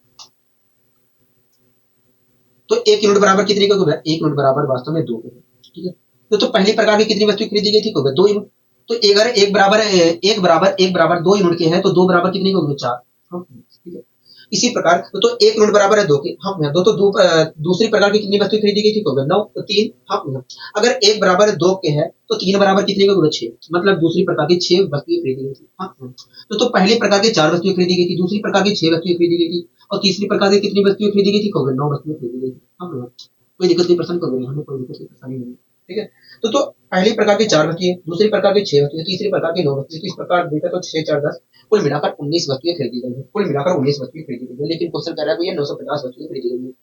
हाँ मतलब 19 यूनिट बराबर है 950 के हो गए। हाँ तो 1 यूनिट की वैल्यू कितने के बराबर होगी? 1 यूनिट की वैल्यू 50 वस्तुओं के बराबर होगी। 50 वस्तुओं के बराबर होगी। हाँ यहाँ तक सारी चीजें क्लियर है। 1 यूनिट बराबर होगा 50 वस्तुओं के, ठीक है। तो हमसे क्या पूछ रहा है? हमसे पूछ रहा है कि बताइए तीनों प्रकार की वस्तुओं की संख्या क्या होगी। हाँ तो 1 यूनिट जो है 50 को रिप्रेजेंट कर रहा है। तो पहली प्रकार की कितनी वस्तुएं खरीदी गई है? 4। तो 1 यूनिट जो है 50 वस्तु को रिप्रेजेंट कर रहा है, तो 4 यूनिट कितने को रिप्रेजेंट कर रहा होगा? 200 को। हाँ मतलब देखिए तो पहली प्रकार की 2 वस्तुएं खरीदी गई है, 200 वस्तुएं खरीदी गई है, ठीक है। इसी प्रकार तो दूसरी प्रकार की कितनी 6 वस्तुएं खरीदी गई है? 6 यूनिट। तो 1 यूनिट जो है 50 को रिप्रेजेंट कर रहा है, तो 6 यूनिट कितने को रिप्रेजेंट करेगा? 300 को। मतलब दूसरी प्रकार की 300 वस्तुएं खरीदी गई है, ठीक है। दोस्तों तीसरी प्रकार की कितनी वस्तुएं खरीदी गई है? 9। हाँ तीसरी प्रकार की 9 वस्तुएं खरीदी गई है। तो 1 यूनिट जो है 50 को रिप्रेजेंट कर रहा है, तो 9 यूनिट वास्तव में 450 को रिप्रेजेंट करना है। मतलब तीसरी प्रकार की 450 वस्तुएं खरीदी गई है। हाँ बताइए कोई दिक्कत की पसंद होगा नहीं, हमें कोई दिक्कत की पसंद नहीं है। यहाँ तक सारी चीजें समझ में आई होगी। हाँ यहाँ तक सारी चीजें समझ में आ गई है। अब आइए दोस्तों हम और आगे यहाँ पर बढ़ने की कोशिश करते हैं। दोस्तों आप इस क्वेश्चन को देख रहे हैं, हाँ इस क्वेश्चन को हम देख रहे हैं, इस क्वेश्चन को आप देख रहे हैं, हाँ इस क्वेश्चन को हम देख रहे हैं। पढ़िए इस क्वेश्चन को, देखिए क्या कहना चाह रहा है। देखिए हमसे कह रहा है कि एक व्यापारी 600 पेन खरीद कर उन्हें 3 श्रेणियों में बांटता है। हाँ कह रहा है कि वह उन पर कम से कम 10% कह रहा है कि वह उन पर क्रमशः 10%, 12% और 15% का लाभ कमाता है। मतलब पहली प्रकार की जो पेन है उसे 10% लाभ पर बेचता है, दूसरे प्रकार का जो पेन है उस पर 12% का लाभ कमाता है, और तीसरे परसेंट का जो पेन है उस पर उसे बेचकर उस पर 15% का लाभ कमाता है। हाँ, कह रहा है यदि पहले दो प्रकार के पर औसत लाभ 11.11% और सभी पर कुल मिलाकर 13% हो, तो बताइए प्रत्येक प्रकार की पेनों की संख्या क्या है। हाँ, ठीक है। तो एक व्यापारी ये 600 पेन खरीदता है, उन्हें 3 श्रेणियों में बांटता है। पहले प्रकार के जो पेन है उस पर 10% का लाभ कमाता है, तो यहाँ और दूसरा प्रकार का जो पेन है उस पर 12% का लाभ कमाता है। हाँ, पहले और दूसरे पेन पर पहले प्रकार और दूसरे प्रकार के पेन पर वो कुल मिलाकर 11% का लाभ कमाता है, औसत के हिसाब से 11% का लाभ कमाता है। हाँ, औसत के हिसाब से 11% का लाभ कमाता है। कोई दिक्कत की परसेंट होगी, हमें कोई दिक्कत की परेशानी नहीं है। ठीक है दोस्तों, अगर मैं ऐसे लिखकर ऐसे करता हूँ तो बताइए यहाँ पर क्या मिलेगा। तो यहाँ पर पहले और दूसरे प्रकार के जो पेन है उनकी संख्या का अनुपात मिलेगा। हाँ, जिस अनुपात में खरीदी गई है उनकी संख्या का अनुपात मिलेगा। अब क्या करना है भैया, इन दोनों के बीच का अंतर यहाँ लिखिए। इन दोनों के बीच का आपने कहा कि भैया 1 मिनट 10%, 11%, 11%। तो भाई देखिए इन दोनों के बीच का अंतर यहाँ लिखिए। इस प्रकार देखा है तो पहले और दूसरे पेन वास्तव में 1:1 में खरीदी गई थी। पहले और दूसरे पेन वास्तव में 1:1 में खरीदी गई थी। आप मेरी बात से सहमत है? हाँ। इसका मतलब यही है कि 10% लाभ पर कुल मिलाकर एक पेन खरीदी गई थी, बेची गई थी। ठीक है, बेची गई है, और 12% लाभ पर कुल मिलाकर 12% लाभ पर कुल मिलाकर 12% लाभ पर कुल मिलाकर एक यूनिट पेन बेची गई है। हाँ, कोई दिक्कत की परेशानी को हमें कोई दिक्कत की परेशानी नहीं है। ठीक है दोस्तों, यहाँ तक सारी चीजें समझ में आ गई है। कहोगे हाँ। तो पहले और दूसरे पेन पर कुल मिलाकर 11% का लाभ कमाया है। कहोगे हाँ। बेचकर कहोगे हाँ। पहले और दूसरे पेन पर कुल मिलाकर 11% का लाभ कमाया है। ठीक है, तीसरे पेन पर देखा तो 15% का लाभ कमाया। कहोगे हाँ। और अगर औसत के हिसाब से देखूं तो सभी पेनों पर कुल मिलाकर औसत के हिसाब से देखूं तो सभी पेनों पर कुल मिलाकर 13% का लाभ कमाया है। 13% का लाभ कमाया है। हाँ, 13% का लाभ कमाया है। कोई दिक्कत की परसेंट हो गई। तो आप मुझे बताइए यहाँ पर क्या मिलेगा। कहोगे यहाँ पर पहले और दूसरे प्रकार और दूसरे प्रकार के पेन और तीसरी प्रकार के पहली और दूसरी प्रकार के पेन और तीसरी प्रकार के पेन की संख्या का अनुपात मिलेगा। हाँ, यहाँ पर मैंने कहा ठीक है जी। मैंने कहा ठीक है जी। अब बताइए मुझे क्या करना है। कहोगे देखिए यहाँ पर इन दोनों के बीच का अंतर यहाँ लिखिए। मैंने लिख दिया इन दोनों के बीच का अंतर। आपने कहा कि भैया यहाँ पर लिखिए, यहाँ पर लिखिए। हाँ, ये भी लिख लिया। कोई दिक्कत की परेशानी को हमें कोई दिक्कत की परेशानी नहीं है। अब क्या करना है। कहोगे देखिए अब 1 मिनट रुक जाइए, 1 मिनट रुक जाइए, 1 मिनट 10%, 12%, 11%। कहोगे हाँ 11%। इन दोनों के बीच का अंतर मैंने यहाँ पर लिखा 1 का आया। इन दोनों के बीच का अंतर यहाँ पर लिखा 1 का आया। हाँ, ठीक है। 11% कहोगे हाँ 11% और 15%। ठीक है, 15% और 13%। हाँ, यहाँ पर 2 आया, यहाँ पर भी 2 आया। ठीक है, 1:1 आया। हाँ, 1:1 आया। ठीक है, तो अगर मैं यहाँ पर काटा पीटी मचाता हूँ तो 1:1 आया। हाँ, 1:1 आया है। इस प्रकार देखें तो पहली और दूसरे प्रकार के पेन और तीसरी प्रकार के पेन की संख्या का अनुपात 1:1। मतलब देखा है तो 11% औसत के हिसाब से 11% लाभ पर कुल मिलाकर एक यूनिट पेन बेची गई थी, और 15% लाभ पर कुल मिलाकर एक यूनिट पेन बेचा गया था। तो अगर मैं यहाँ पर देखूं तो पहले और दूसरे प्रकार की पेनों की संख्या कुल मिलाकर एक यूनिट है। लेकिन अगर मैं यहाँ पर देखूं तो पहले और दूसरे प्रकार के पेनों की संख्या कुल मिलाकर 2 यूनिट है। मतलब 2 यूनिट बराबर है 1 के। 2 यूनिट बराबर है 1।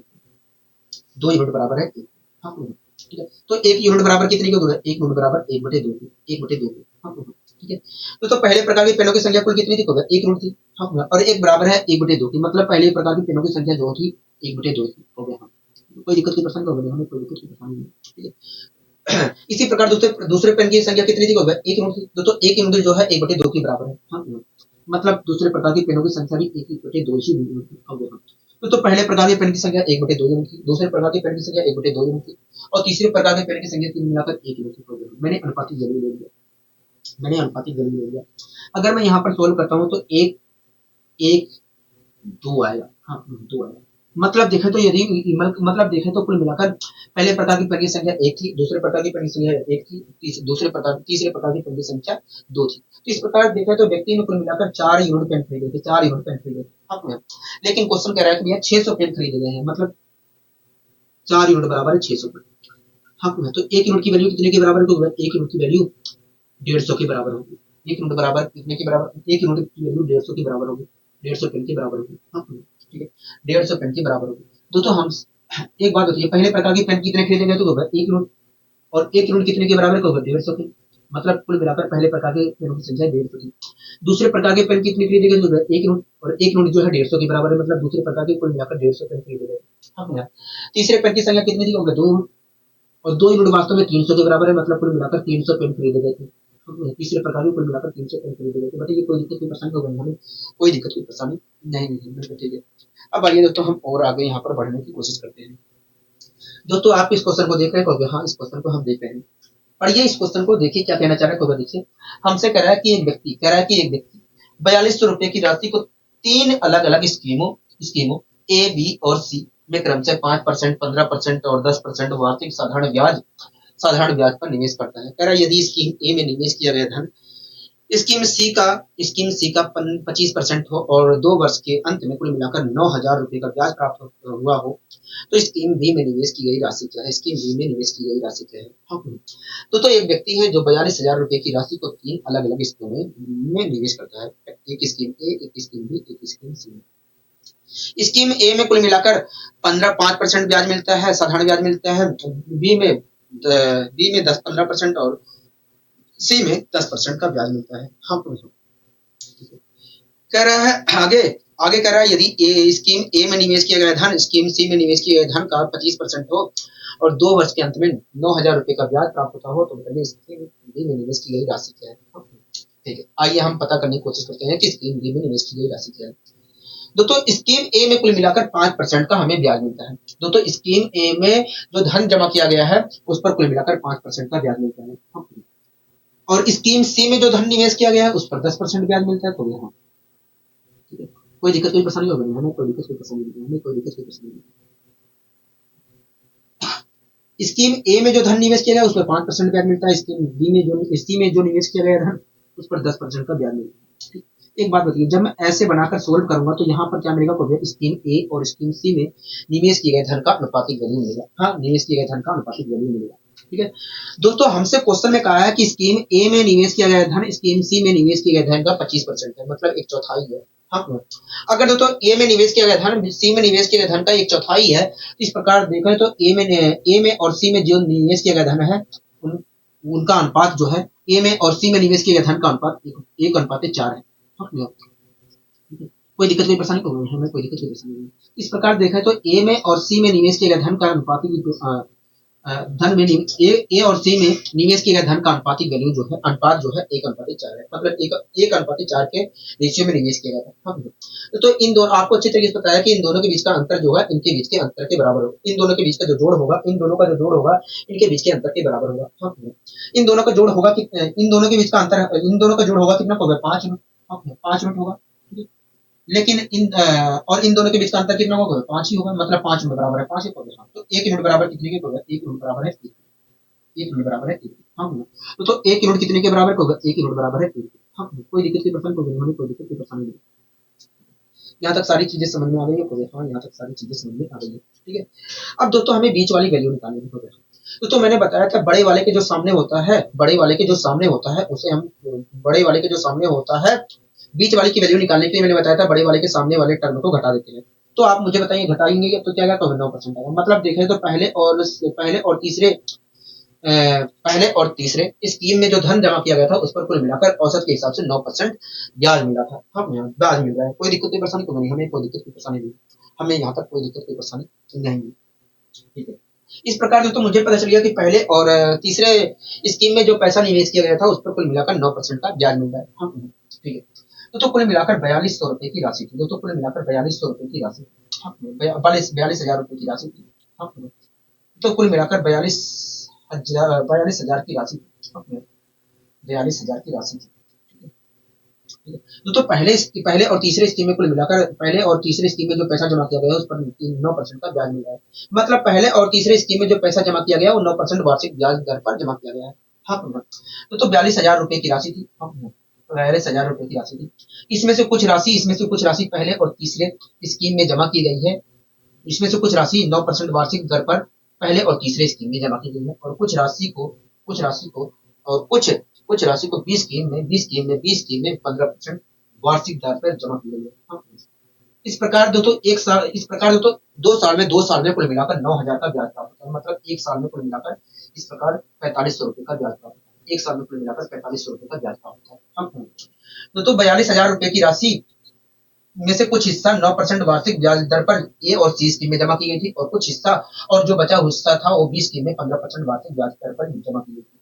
इस प्रकार एक साल में कुल मिलाकर 4500 रुपए का हमें ब्याज प्राप्त हुआ।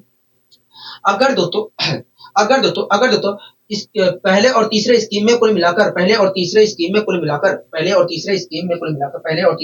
9% वार्षिक ब्याज दर पर जमा किया गया है, तो पहले और तीसरे स्कीम में 9% ब्याज मिला होगा जो पैसा जमा किया गया होगा। तो इसी प्रकार दूसरे स्कीम में जो पैसा जमा किया गया है, अगर वो 15% वार्षिक दर पर जमा किया गया है, तो जो धन जमा किया गया है पहले दूसरे स्कीम में उस पर 15% ब्याज मिल रहा होगा एक साल में। हो गया तो पहले और तीसरे स्कीम में जो पैसा जमा किया गया है उस पर एक साल में 9% ब्याज मिल रहा है, और दूसरे स्कीम में जो पैसा जमा किया गया उस पर 15% ब्याज मिल रहा है। तो इस प्रकार एक साल में कुल मिलाकर 4500 रुपए का ब्याज प्राप्त हो रहा है।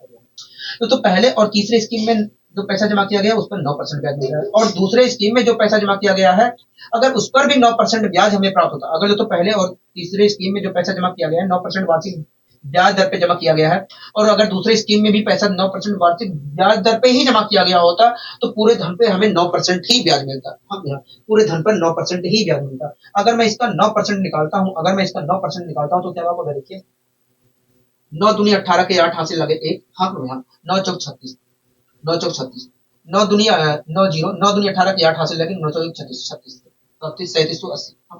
अगर दोस्तों पहले और तीसरे स्कीम में जो पैसा जमा किया गया 9% वार्षिक ब्याज दर पे जमा किया गया, और दूसरे स्कीम में भी पैसा 9% वार्षिक ब्याज दर पे जमा की गई होती, तो पूरे धन पे हमें 9% ही ब्याज मिलता, मतलब 3780 रुपए का ही ब्याज मिलता है।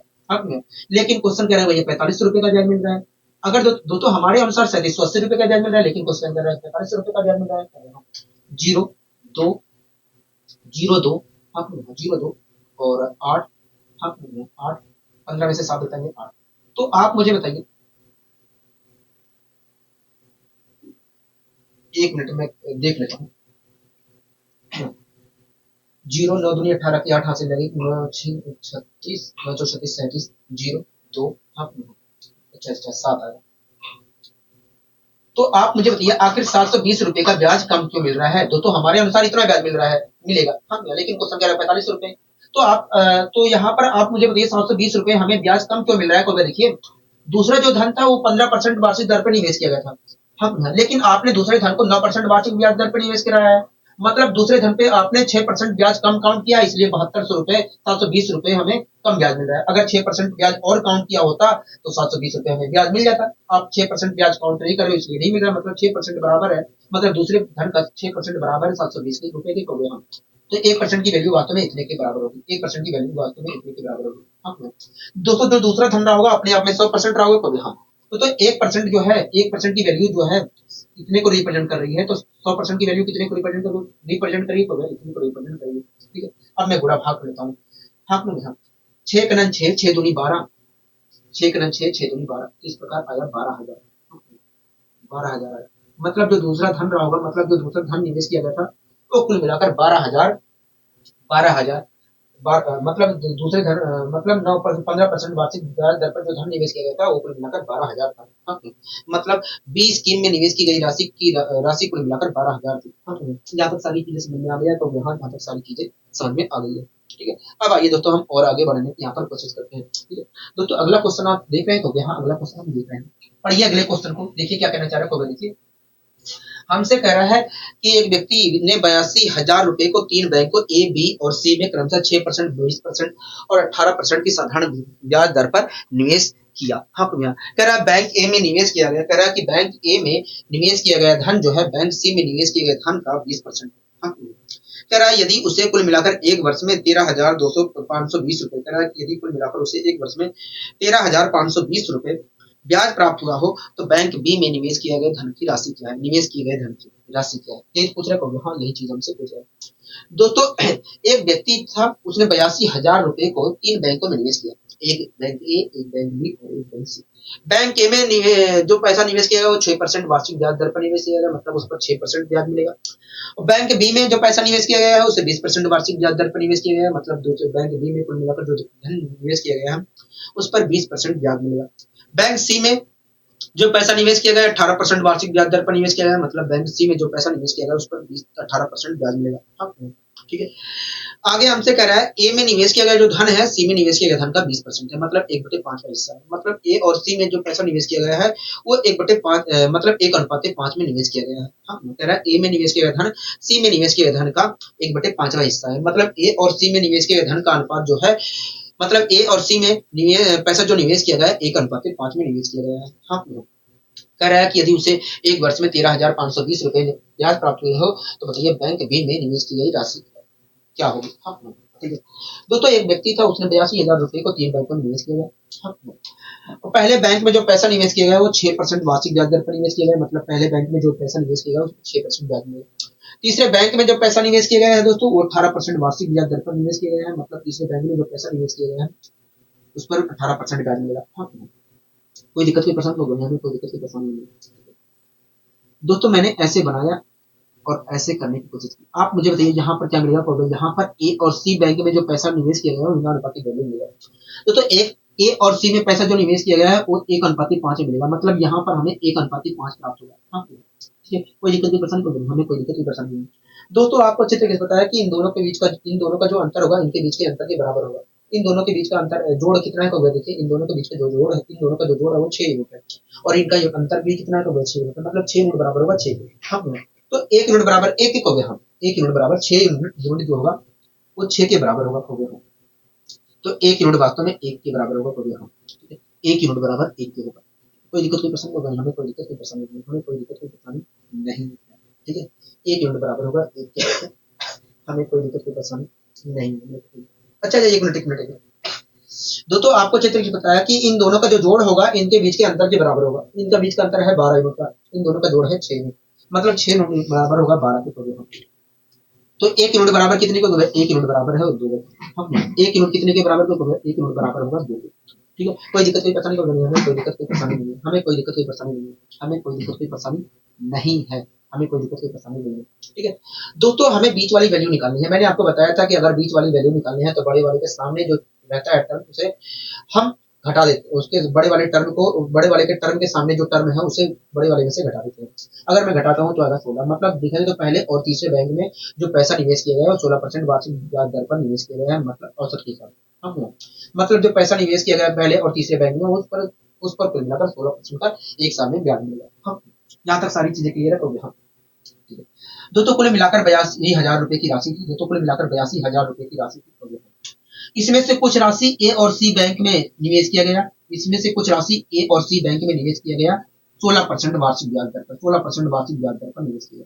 और जो शेष राशि बची थी, जो शेष राशि बची थी उसे उसे 20% वार्षिक ब्याज दर पर बी बैंक में निवेश किया गया। हाँ, इस प्रकार दोस्तों एक साल में कुल मिलाकर 13,520 रुपए का ब्याज प्राप्त हुआ। हाँ, कोई दिक्कत कोई परेशानी तो नहीं, कोई दिक्कत कोई परेशानी। इस प्रकार दोस्तों एक साल में कुल मिलाकर 13,520 रुपए का ब्याज प्राप्त हुआ। दोस्तों इसमें से कुछ राशि ए और सी बैंक में 16% वार्षिक ब्याज दर पर निवेश की गई थी, मतलब जो राशि निवेश की गई उस पर 16% ब्याज प्राप्त हुआ।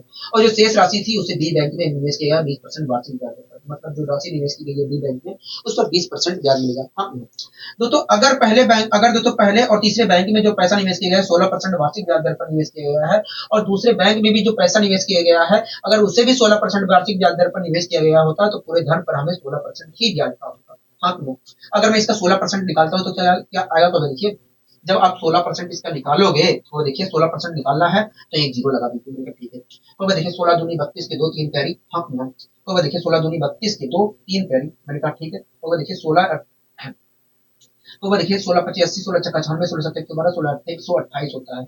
128 में 3 जोड़ोगे 131 आएगा। हाँ, 131 आएगा, ठीक है। तो इस प्रकार दोस्तों अगर पूरे धन को अगर दोस्तों ए और सी में जो पैसा निवेश किया गया 16% वार्षिक दर पर निवेश किया गया और दूसरे बैंक में भी 16% वार्षिक दर पे ही निवेश किया गया होता तो पूरे धन पर 16% ही ब्याज मिलता, मतलब 13,120 रुपए ही ब्याज प्राप्त होता।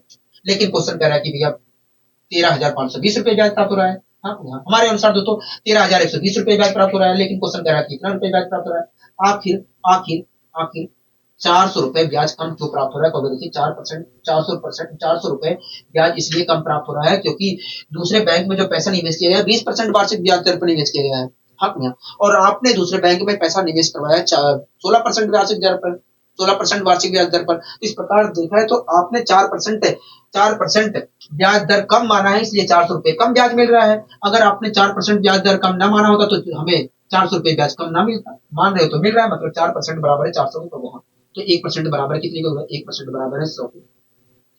दोस्तों हमसे क्या पूछ रहा है? हमसे कह रहा है कि भैया बैंक बी में निवेश की गई राशि क्या है? तो बैंक बी में जो पैसा निवेश किया गया है वो तो अपने आप में 100% हो गया। 1% की वैल्यू ये है तो 100% की वैल्यू वास्तव में ये होगी। हाँ हाँ, इस प्रकार हम कह सकते हैं कि भैया बैंक बी में निवेश की गई धन की राशि जो है 10,000 है। क्या है? 10,000 है। मतलब ये कोई दिक्कत, कोई परेशानी की नहीं है, कोई दिक्कत, कोई परेशानी नहीं है।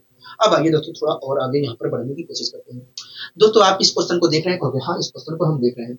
और ये इस क्वेश्चन को देखिए क्या कहना चाह रहा है। कोई देखिए इस क्वेश्चन में कह रहा है कि एक बर्तन, कह रहा है एक बर्तन में सिरका, कह रहा है एक बर्तन में सिरका और पानी का जो अनुपात है वो 1:x है। कह रहा है एक बर्तन में सिरका और पानी का जो अनुपात है 1:x है। कह रहा है कि जब 600 ml के मिश्रण में 400 ml पानी मिलाया जाता है तो यह अनुपात 1:4 हो जाता है। मतलब मिश्रण में कह रहा है कि जब 1600 ml के मिश्रण में 400 ml पानी मिलाया जाता है तो यह अनुपात 1:4 हो जाता है। हाँ, मतलब जो मिश्रण तैयार होता है उसमें उसमें उसमें सिरका और पानी का अनुपात 1:4 हो जाता है। हाँ, कह रहा है कि इसका मान ज्ञात करिए। हाँ, ठीक है। तो एक बर्तन था उसमें सिरका और पानी का अनुपात 1:x था। हाँ, ठीक है। दोस्तों जब दोस्तों 1600 जब दोस्तों 1600 के मिश्रण में, जब दोस्तों 1600 के मिश्रण में 400 ml पानी डाला जाता है, 400 ml पानी डाला जाता है, 400 ml पानी डाला जाता है। दोस्तों 1600 के मिश्रण में 1600 ml के मिश्रण में 400 ml पानी डाला जाता है। इस प्रकार देखा तो मिश्रण जो है मिश्रण जो होता है, मिश्रण की जो नया मिश्रण होता है वो 2000 ml का हो जाएगा। हाँ, तो जब 1600 के मिश्रण में 400 ml पानी डाला जाता है तो मिश्रण हमारा 2000 ml का हो जाता है। हाँ, लेकिन क्वेश्चन कह रहा है दोस्तों जब 1600 के ml में 400 ml पानी डाला जाता है तो जो नया मिश्रण होता है, जो नया मिश्रण तैयार होता है 2000 का, उसमें उसमें उसमें उसमें उसमें सिरका और पानी का अनुपात 1:4 हो जाता है। हाँ, उसमें सिरका और पानी का अनुपात 1:4 हो जाता है। हाँ, मतलब इस मिश्रण में अगर कुल मिलाकर 1 यूनिट पानी है तो 4 यूनिट क्या है? सिरका है। हाँ, तो अगर मैं अनुपातिक वैल्यू के हिसाब से देखूं तो इस मिश्रण जो है 5 यूनिट का हो गया। हाँ, अगर मिश्रण में कुल मिलाकर 1 यूनिट पानी, 1 यूनिट सिरका है और पानी 4 यूनिट है तो इस प्रकार देखूं तो मिश्रण की कुल मात्रा 5 यूनिट हो गया। हाँ, लेकिन अब क्वेश्चन के अनुसार देखा तो 2000 हो गया। हाँ, मतलब 5 यूनिट बराबर है 2000 की हो गया। 5 यूनिट बराबर है 2000 की हो गया। हाँ, 5 यूनिट बराबर है 2000। तो 1 यूनिट की मात्रा कितने के बराबर होगी? 1 यूनिट की मात्रा वास्तव में 400 के बराबर होगी। 1 यूनिट की मात्रा वास्तव में 400 के बराबर होगी। हाँ, 400 के बराबर होगी। हाँ, दोस्तों इस मिश्रण में कितने यूनिट सिरका है? हो गया सिरका तो 1 यूनिट है हो गया। हाँ, और 1 यूनिट की वैल्यू आई है 400 हो गया। हाँ, मतलब देखा तो सिरके की मात्रा इस मिश्रण में कुल मिलाकर 400 ml है। हाँ, 400 ml। कोई दिक्कत नहीं, परेशानी होगी नहीं, कोई दिक्कत नहीं, परेशानी नहीं। यहाँ तक सारी चीजें क्लियर हो गया। ठीक है दोस्तों, एक बात बताइए 1600 ml के मिश्रण में 400 ml पानी डाला गया है हो गया। तो इस प्रकार जो नया मिश्रण तैयार हुआ उसमें कुल मिलाकर 400 ml सिरका हो गया। दोस्तों 1600 ml के 1600 ml के 1600 ml के 1600 ml के में 400 ml पानी डाला गया। 400 ml पानी डाला गया। हाँ, 400 ml पानी डाला गया। ठीक है, तो ऐसी स्थिति में जो मिश्रण तैयार हुआ, ऐसी स्थिति में दोस्तों आपने इस मिश्रण में पानी डाला है हो गया। इस मिश्रण में आपने पानी डाला तो मिश्रण हमारा 2000 का तैयार होगा। हाँ, और मुझे पता चला कि ये 2000 में कुल मिलाकर 400 ml मिश्रण वो सिरका है। हाँ, दोस्तों आपने क्या इसमें दोस्तों आप 1600 ml में आप पानी डाल रहे हो। हाँ, 1600 ml में आपने पानी डाला है तो ऐसी स्थिति में दोस्तों 1600 ml में जो जितना सिरका रहा होगा उतना ही वास्तव में आज भी सिरका होगा, क्योंकि सिरके की मात्रा में कोई परिवर्तन नहीं हुआ है। अगर दोस्तों आज वास्तव में 2000 लीटर में 400 ml सिरका है तो 1600 ml में भी 1600 ml में भी 400 लीटर ही सिरका होगा। हाँ, 400 लीटर ही सिरका होगा। हाँ, कोई दिक्कत की परेशानी तो हमें कोई दिक्कत की परेशानी नहीं। अगर दोस्तों आज सिरके की मात्रा 400 ml है तो पहले भी जो 1600 ml का मिश्रण था उसमें भी सिरके की मात्रा 400 ml ही थी। हाँ, कोई दिक्कत की परेशानी तो नहीं। एक बात बताइए, तो पहले जो मिश्रण था 1600 का था, कब हुआ? हाँ, उसमें जो तो सिरके की मात्रा कुल मिलाकर 400 थी, कब हुआ? तो पानी की मात्रा कुल कितनी थी, कब हुआ? पानी की जो मात्रा थी वो कुल मिलाकर 1200 थी, वो कुल मिलाकर 1200 थी। हाँ, तो पहले मिश्रण जो था 1600 का था, कब हुआ? उसमें अगर सिरके की मात्रा 400 थी, तो पानी की मात्रा क्या थी, कब हुआ? पानी की मात्रा 1200 थी। तो इस प्रकार देखें तो पहले सिरके और पानी की मात्रा का अनुपात ये था, हो गया। हाँ, लेकिन क्वेश्चन कह रहा है कि ये 1:x है, मतलब ये बराबर है इसके। हाँ, इससे अगर मैं डिवाइड करता हूँ तो यह, और x की वैल्यू अगर निकालता हूँ तो ये। आपको समय नहीं लगेगा जब आप सीख जाओगे। हाँ, जब आप सीख जाओगे तो आपको समय नहीं लगेगा। कोई दिक्कत की परेशानी, कोई दिक्कत की परेशानी नहीं है, हमें कोई दिक्कत की परेशानी नहीं है। आपको समय नहीं लगेगा जब आप सीख जाओगे, ठीक है। कोई दिक्कत कोई परेशानी तो नहीं, हमें कोई दिक्कत कोई परेशानी नहीं है, हमें कोई दिक्कत कोई परेशानी नहीं है, मैंने कहा ठीक है। अब आइए दोस्तों, हम इसके ऊपर एक क्वेश्चन और लेते हैं, जिससे हमारे अंदर और क्लियरिटी आ जाए, ठीक है। आप इस क्वेश्चन को देख रहे हैं, कहोगे हाँ, इस क्वेश्चन को हम देख रहे हैं। पढ़िए इस क्वेश्चन को देखिए। इस क्वेश्चन में कह रहा है कि एक जार में दूध और शहद का मिश्रण 3:1 में है। हाँ, कह रहा है कि जब 10 लीटर के मिश्रण में 2 लीटर शहद मिलाया जाता है, तो नया अनुपात 1:1 हो जाता है। हाँ, नया अनुपात 1:1 हो जाता है, मतलब दूध और शहद का अनुपात 1:1 हो जाता है मिश्रण में। हो गया। कह रहा है कि बताइए इसका मान क्या होगा, इसका मान क्या होगा। हाँ, तो एक जार में दूध और शहद का अनुपात, मिश्रण जो था, मिश्रण 3:1 में था। हाँ, 3:1 के अनुपात में, ठीक है। दोस्तों कह रहा है कि जब 10 लीटर के मिश्रण में, मतलब पहला जो मिश्रण था हमारा 3:1 में, उसके वो कुल मिलाकर उसकी मात्रा 10 लीटर की। हाँ, दोस्तों जब 10 लीटर के मिश्रण में 2 लीटर शहद मिलाया जाता है, दोस्तों जब 10 लीटर के मिश्रण में, जब दोस्तों 10 लीटर के शहद में 10 लीटर के दोस्तों जब 10 लीटर के मिश्रण में 2 लीटर शहद मिलाया जाता है, तो मिश्रण की मात्रा हो कितनी रहती है, 12 लीटर हो जाती है। हाँ, 12 लीटर हो जाती है। तो जब 10 लीटर के शहद में 2 लीटर शहद मिलाया जाता है, तो जो नया मिश्रण तैयार होता है, उसमें जो नया मिश्रण हमारा 12 लीटर का तैयार होता है, उसमें उसमें दूध और शहद का अनुपात 1:1 हो जाता है। हाँ, मतलब जो नया मिश्रण तैयार हुआ है, उसमें अगर दूध की मात्रा कुल मिलाकर 1 यूनिट है, तो शहद की मात्रा भी 1 ही यूनिट है। हाँ, अगर दोस्तों मैं इसके अनुसार देखूं तो मिश्रण जो है वास्तव में 2 यूनिट का तो देखा, लेकिन क्वेश्चन के अनुसार देखा तो 12 यूनिट का मिश्रण है, मतलब 2 यूनिट बराबर है, 12 के। तो 1 यूनिट की वैल्यू वास्तव में 6 लीटर के बराबर होगी। हाँ, मतलब देखा जाए दोस्तों 1 यूनिट की वैल्यू कितने के बराबर होगा, 1 यूनिट की वैल्यू वास्तव में 6 लीटर के बराबर है। तो इस मिश्रण में पहले दूध कितना था, पहले दूध वास्तव में 1 यूनिट था। दोस्तों इस मिश्रण में दूध की मात्रा कितनी थी, 1 यूनिट थी, और 1 यूनिट जो है 6 लीटर को रिप्रेजेंट कर रहा है। हाँ, मतलब देखा जाए तो इस मिश्रण में 6 यूनिट दूध है। हाँ, ठीक है। दोस्तों इस मिश्रण में कितना यूनिट दूध है, होगा 6 लीटर दूध है। दोस्तों आपने इसमें 2 लीटर शहद मिलाया है। हाँ, तो नया मिश्रण जो तैयार हुआ है वो 12 लीटर का तैयार हुआ, और इसमें कुल मिलाकर दूध की मात्रा 6 लीटर। हाँ, दोस्तों आपने इसमें केवल शहद मिलाया है। हाँ, तो ऐसी स्थिति में, अगर दोस्तों आपने इसमें केवल शहद मिलाया है, तो ऐसी स्थिति में पहले जितना दूध रहा होगा, वास्तव में आज भी उतना ही दूध है। हाँ, दोस्तों आपने केवल इसमें दूध शहद मिलाया है, तो ऐसी स्थिति में जितना दूध पहले था, उतना ही दूध वास्तव में आज भी रहा होगा, कहोगे। आज भी है, रहेगा, कहोगे। हाँ, आज दोस्तों वास्तव में दूध की मात्रा क्या है, 6 यूनिट है, मतलब पहले भी वास्तव में 6 ही यूनिट थी, कहोगे। हाँ, दोस्तों 10 लीटर का जो मिश्रण था, उसमें पहले वास्तव में दूध की मात्रा 6 यूनिट थी, कहोगे। हाँ, तो शहद की मात्रा कितनी थी, 4 यूनिट थी। हाँ, तो इस प्रकार देखा तो पहले जो मिश्रण था, उसमें दूध और शहद का अनुपात 6:4 था। लेकिन क्वेश्चन कह रहा है कि भैया पहले जो अनुपात था 3:x था, दूध और शहद का। हाँ, अनुपात जो दूध और शहद का था वो 3:x था, मतलब ये बराबर है इसके। 3 दूनी 6 हो गया। हाँ, 3 दूनी 6। अगर मैं इससे काटता हूँ तो x बराबर आया 2, मतलब x की वैल्यू क्या है, 2। हाँ, x की वैल्यू 2 है। बताइए यहाँ पर कोई दिक्कत की परेशानी तो होगी, हमें कोई दिक्कत की परेशानी नहीं, ठीक है। अब आइए दोस्तों आखिरी क्वेश्चन हम यहाँ, अच्छा एक क्वेश्चन ये है, उसके बाद आखिरी क्वेश्चन हम करने की कोशिश करेंगे। आप इस क्वेश्चन को पढ़िए, देखिए क्या कहना चाह रहा है, देखिए। हमसे इस क्वेश्चन में कह रहा है कि एक 1200 रुपए लागत वाले, कह रहा है कि 1200 रुपए प्रति किलोग्राम लागत वाले धातु एक्स को 700 रुपए प्रति किलोग्राम लागत वाली धातु वाई को 3:2 के अनुपात में मिलाकर बनाया जाता है। कह रहा है कि इस मिश्र धातु के, कह रहा है कि जो नया मिश्र धातु तैयार हुआ है, उसके 10 किलोग्राम का मूल्य क्या होगा। कह रहा है कि जो नया मिश्र धातु, कह रहा है मिलाने पर जो नया मिश्र धातु तैयार हुआ है, उसके 10 किलोग्राम का कुल मूल्य क्या होगा। हाँ, ठीक है, आइए पता करने की कोशिश करते हैं। दोस्तों एक धातु थी एक्स, दोस्तों एक धातु थी एक्स, वो 1200 रुपए प्रति किलोग्राम की। दोस्तों एक धातु थी 1200 रुपए प्रति किलोग्राम वाली। हाँ, एक धातु X थी 1200 रुपए प्रति किलोग्राम वाली, 1200 रुपए प्रति किलोग्राम वाली।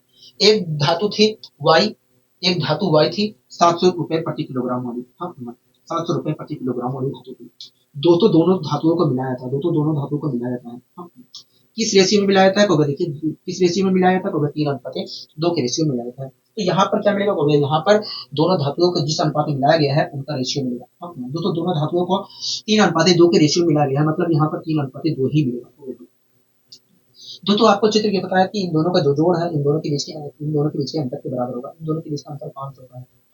इन दोनों का जोड़ क्या है? 5 यूनिट का है, और इन दोनों के बीच का अंतर है 500, मतलब 5 यूनिट बराबर होगा 500। तो 1 यूनिट बराबर कितने के? 1 यूनिट बराबर 100 की। तो कोई दिक्कत नहीं, प्रश्न होगा। तो 2 यूनिट कितने के बराबर होगा? देखिए 2 यूनिट वास्तव में 200 के बराबर होगा। 2 यूनिट बराबर 200 की होगा। कोई दिक्कत नहीं, प्रश्न होगा। दोस्तों अगर मुझे बीच वाली वैल्यू निकालनी है तो बड़े वाले के सामने वाला जो टर्म लिखा है उसे घटाना पड़ेगा, बड़े वाले में से घटाना पड़ेगा। कोई दिक्कत नहीं, प्रश्न होगा। हमें कोई दिक्कत नहीं, ठीक है। आप मुझे बताइए अगर मैं घटाता हूँ, अगर मैं घटाता हूँ तो क्या मिलेगा? को 1000 मिलेगा, 1000 मिलेगा। मतलब जो मिश्र धातु थी वो उसकी कीमत जो नया मिश्र धातु तैयार हुआ है वो 1000 रुपए प्रति किलोग्राम की, उसकी कीमत 1000 रुपए प्रति किलोग्राम है। मतलब जो मिश्र धातु तैयार हुई है उसकी कीमत 1000 रुपए प्रति किलोग्राम है। कोई दिक्कत नहीं, परेशानी तो नहीं। तो 1000 रुपए प्रति किलोग्राम है, मतलब जो मिश्र धातु तैयार हुई है उसकी कीमत, उस 1 किलोग्राम की कीमत 1000 रुपए है। तो एक बात बताइए, जो मिश्र धातु तैयार हुई है उसकी कीमत 1000 रुपए प्रति किलोग्राम है। तो आप मुझे बताइए मिश्र जो धातु तैयार हुई उसकी 10 किलोग्राम की कीमत क्या होगी? देखिए मिश्र धातु जो तैयार हुई है उसकी 1 किलोग्राम की कीमत 1000 है। तो 10 किलोग्राम की कीमत वास्तव में 10,000 होगी। 10,000 होगी। कोई दिक्कत की प्रश्न को नहीं होगी, कोई दिक्कत की परेशानी नहीं है। यहाँ तक सारी चीजें समझ में आ गई है कि नहीं? हो गया। अब आगे दोस्तों हम आखिरी क्वेश्चन यहाँ पर करने की कोशिश करते हैं दोस्तों। अच्छा, इसके बाद आखिरी क्वेश्चन होगा, ठीक है। इस क्वेश्चन को आप करिए, ठीक है, पढ़िए इस क्वेश्चन को। कब देखिए कह रहा है कि एक कर्मचारी को इस शर्त पे रखा गया कि प्रत्येक कार्य दिवस के लिए उसे 500 रुपए मिलेंगे। कह रहा है लेकिन अनुपस्थित रहने पर 100 रुपए काट लिए जाएंगे। कहोगे हम 20 दिनों के बाद उसे 7600 रुपए प्राप्त होते हैं। मतलब कुल मिलाकर 20 दिन उसने काम किया है। कहोगे हम 20 दिन में से उसे वो जितने दिन आया उसके लिए 500 रुपए पे किया और जितने दिन नहीं आया 100 रुपए काट लिए गए। कह रहा है कि बताइए वह कुल कितने दिन अनुपस्थित रहा। दोस्तों एक कर्मचारी था, वो कुल मिलाकर 20 दिन ड्यूटी किया है। दोस्तों एक कर्मचारी था, उसे काम करने के लिए रखा था, लेकिन शर्त रखी जाती है कि भैया जितने दिन तुम नहीं आओगे उसके 100 रुपए काट लिए जाएंगे और जितने दिन तुम आओगे उसके 500 रुपए आपको मिलेंगे। ठीक है। दोस्तों व्यक्ति जो है 20 दिन काम करता है। दोस्तों व्यक्ति जो है 20 दिन काम करता है, उसमें से जितने दिन आया है, दोस्तों व्यक्ति जो है 20 दिन काम किया, उसमें से जितने दिन आया है उसके लिए 500 रुपए उसे पे किए गए हैं और जितने दिन छुट्टी किया है उसके लिए 100 रुपए काट लिए गए। इस प्रकार तो 20 दिन में उसे कुल मिलाकर 7600 रुपए प्राप्त हुए। क्या? 7600 रुपए। इस प्रकार तो व्यक्ति को कुल मिलाकर 7600 रुपए प्राप्त हुए। व्यक्ति को कुल मिलाकर 7600 रुपए प्राप्त हुए। बताइए कोई दिक्कत कोई परेशानी होगी? हमें कोई दिक्कत कोई परेशानी नहीं। दोस्तों 20 दिन में से जितने दिन आया था उसके लिए उसे 500 रुपए मिले हैं और जितने दिन नहीं आया उसके लिए उससे 600 रुपए काट लिए हैं। तो इस प्रकार देखा जाए तो 20 दिन में कुल मिलाकर उसे 7600 रुपए पे किए गए हैं। ठीक है। अगर दोस्तों व्यक्ति को उपस्थिति वाले दिन, अगर दोस्तों व्यक्ति जिस दिन आता है उसके लिए 500 रुपए पे किए जाते हैं और जितने दिन नहीं आता उसके लिए 100 रुपए काटे जाते हैं, तो इस प्रकार उसे कुल मिलाकर 7600 रुपए मिलता है। अगर दोस्तों व्यक्ति जितने दिन आ रहा है उसके लिए 500 रुपए मिल रहे हैं और जितने दिन नहीं आ रहा है उसके लिए भी उससे 500 रुपए मिलते, तो इस प्रकार दोस्तों इसकी इनकम क्या होती होगा? देखिए अगर मैंने पूछा कि अगर व्यक्ति जिस दिन आ रहा है, अगर तो व्यक्ति जिस दिन आ रहा है उसके लिए 500 रुपए पे किए जा रहे हैं और जिस दिन ना आ रहा है उसके लिए भी 500 रुपए पे किए जाते हैं, तो इस प्रकार दोस्तों उसे कुल मिलाकर 10,000 रुपए की आय होती। 10,000 रुपए की आय होती। हाँ 10,000 रुपए की आय होती। आप मेरी बात से सहमत हो गए? हाँ। अगर दोस्तों हर दिन के लिए 500 रुपए उसे दिए जाते तो 20 दिन आने पर 20 दिन उसने काम किया कहोगे। हाँ। तो इस प्रकार उसकी आय कितनी होती? कहोगे 10,000 होती। हाँ। कब होती? कहोगे जब उसे जिस दिन नहीं आ रहा उसके लिए भी 500 रुपए पे की जाए तो उसे इस प्रकार उसे कुल मिलाकर 10,000 रुपए मिलते। हमारे अनुसार दोस्तों उसकी आय 10,000 होती है, लेकिन क्वेश्चन कह रहे हैं 7600 रुपए उसे मिले हैं। दोस्तों हमारे अनुसार व्यक्ति को कुल कितने मिलते? कहोगे 10,000, लेकिन क्वेश्चन कह रहे हैं 7600 रुपए मिले हैं। तो आखिर आखिर दोस्तों हमें 24 रुपए फालतू क्यों मिल रहे हैं? होगा देखिए, तो मैंने पूछा आखिर हमें 24 रुपए कुल फालतू क्यों मिल रहे हैं? होगा देखिए, जिस दिन नहीं आया, होगा देखिए, जिस दिन नहीं आ रहा है व्यक्ति, उस दिन के 100 रुपए काटे जा रहे हैं, लेकिन आपने उस दिन के लिए भी 500 रुपए दे दिए हैं। होगा देखिए, जिस दिन व्यक्ति नहीं आ रहा है उसके लिए उसके लिए, होगा देखिए, जिस दिन व्यक्ति नहीं आ रहा है उस दिन 100 रुपए काटे जा रहे हैं, लेकिन आपने काटने के बजाय 500 रुपए दे दिए हैं। मतलब आपने 600 रुपए, जिस दिन नहीं आ रहा है, जिस दिन नहीं आ रहा है उस पर आपने उसे, जिस दिन नहीं आ रहा है उस दिन आपने उसे, उसको कुल मिलाकर 600 रुपए दे दिए हैं आपने, इसलिए 24 रुपए अधिक मिले हैं उसे। दोस्तों मैंने पूछा कुल कितने रुपए अधिक दे दिए हैं? तो देखिए, जितने दिन नहीं आया है हर दिन आपने 600 रुपए अधिक दिए हैं। मैंने कहा ठीक है। तो देखिए, मान लीजिए कुल मिलाकर एक्स दिन नहीं आया है, तो देखिए आपने हर दिन, जितने दिन नहीं आया है हर दिन 600 रुपए अधिक दिए हैं। तो इस प्रकार देखें तो इतने दिन में कुल मिलाकर आपने इतने रुपए अधिक दिए हैं। अगर इतने रुपए अधिक ना दिए होते तो ये जो 24 रुपए फालतू जा रहा है ये ना जीत जाता। मतलब इतना बराबर है इसके, कहोगे हाँ। अभी यहाँ पर कर लेते हैं, डबल जीरो से डबल जीरो कैंसिल, कहोगे हाँ, तो एक्स बराबर आया 4। मतलब देखा है तो व्यक्ति जो है कुल मिलाकर 4 दिन नहीं आया है आपने। मतलब देखा है तो व्यक्ति कुल मिलाकर 4 दिन अनुपस्थित रहा है आपने। बताइए कोई दिक्कत कोई परेशानी होगी? हमें कोई दिक्कत कोई परेशानी नहीं है। अब आइए दोस्तों हम आखिरी क्वेश्चन को भी यहाँ पर कर लेते हैं, ठीक है। दोस्तों आखिरी क्वेश्चन आप पढ़िए, देखिए क्या कहना चाह रहा है, तो देखिए हमसे कह रहा है कि पी और क्यू, कह रहा है पी और क्यू ने 3:5 के अनुपात में निवेश किया। कह रहा है पी और क्यू ने 3:5 के अनुपात में निवेश किया, मतलब कुछ धन था उन्होंने निवेश किया। कह रहा है यदि कुल लाभ का 20% चैरिटी को चला जाता है, चैरिटी हिस्सा चैरिटी में चला जाता है, और पी का हिस्सा 4.8 लाख है, तो बताइए कुल लाभ कितना है? कुल लाभ कितना है? कुल लाभ क्या है? दोस्तों दो व्यक्ति थे, दो व्यक्ति थे, एक पी था एक क्यू था। दोस्तों दो व्यक्ति थे, एक पी था एक क्यू था। दोस्तों दोनों व्यक्ति ने 3:2 के 3:5 के रेशियो में पैसा निवेश किया, ठीक है। मतलब अगर कुल मिलाकर पी ने 3 यूनिट पैसा निवेश किया है तो क्यू ने कुल मिलाकर 5 यूनिट पैसा निवेश किया है। तो इस प्रकार दोस्तों देखा जाए तो जो प्रॉफिट होगा वो कुल मिलाकर 8 यूनिट पर होगा। कुल प्रॉफिट होगा वो 8 यूनिट पर होगा। आप मेरी बात से सहमत है? तो हाँ, हम आपकी बात से सहमत है, ठीक है। दोस्तों कुल मिलाकर प्रॉफिट 8 यूनिट पर होगा। हमसे कह रहा है आगे कि यदि कह रहा है कि यदि कुल मिलाकर लाभ का 20% हिस्सा चैरिटी को चला जाता है और पी का हिस्सा 4.8 लाख हो तो कुल लाभ कितना होगा? कह रहा है 20% हिस्सा चैरिटी को चला जाता है। आप 20% का मतलब क्या होता है? देखिए 20% का मतलब होता है 1/5। मतलब अगर कुल मिलाकर 5 यूनिट लाभ हुआ था, 5 यूनिट लाभ हुआ था, तो उसमें से एक हिस्सा चैरिटी को चला गया है। इस प्रकार देखा जाए तो चार दोस्तों एक हिस्सा चैरिटी को चला गया है, तो बंटवारा कितने हिस्से का होगा? बंटवारा वास्तव में 4 यूनिट लाभ का होगा, ठीक है। 4 यूनिट का लाभ होगा, ठीक है। दोस्तों 5 यूनिट का लाभ हुआ था कुल, उसमें से एक हिस्सा चैरिटी को चला गया। तो इस प्रकार देखें तो जो 4 यूनिट का लाभ हुआ है वास्तव में 4 यूनिट का लाभ जो हुआ है वास्तव में 8 यूनिट पर हुआ है। 8 यूनिट पर कुल मिलाकर 4 यूनिट। दोस्तों वास्तव में देखा जाए तो 5 यूनिट का लाभ हुआ है, लेकिन उसमें से एक हिस्सा चला गया चैरिटी को, तो ये जो 4 यूनिट का लाभ हुआ है ये भी तो 8 यूनिट पे हुआ होगा, कहोगे हाँ। तो इस प्रकार 8 यूनिट बराबर होगा 4 के, कहोगे हाँ।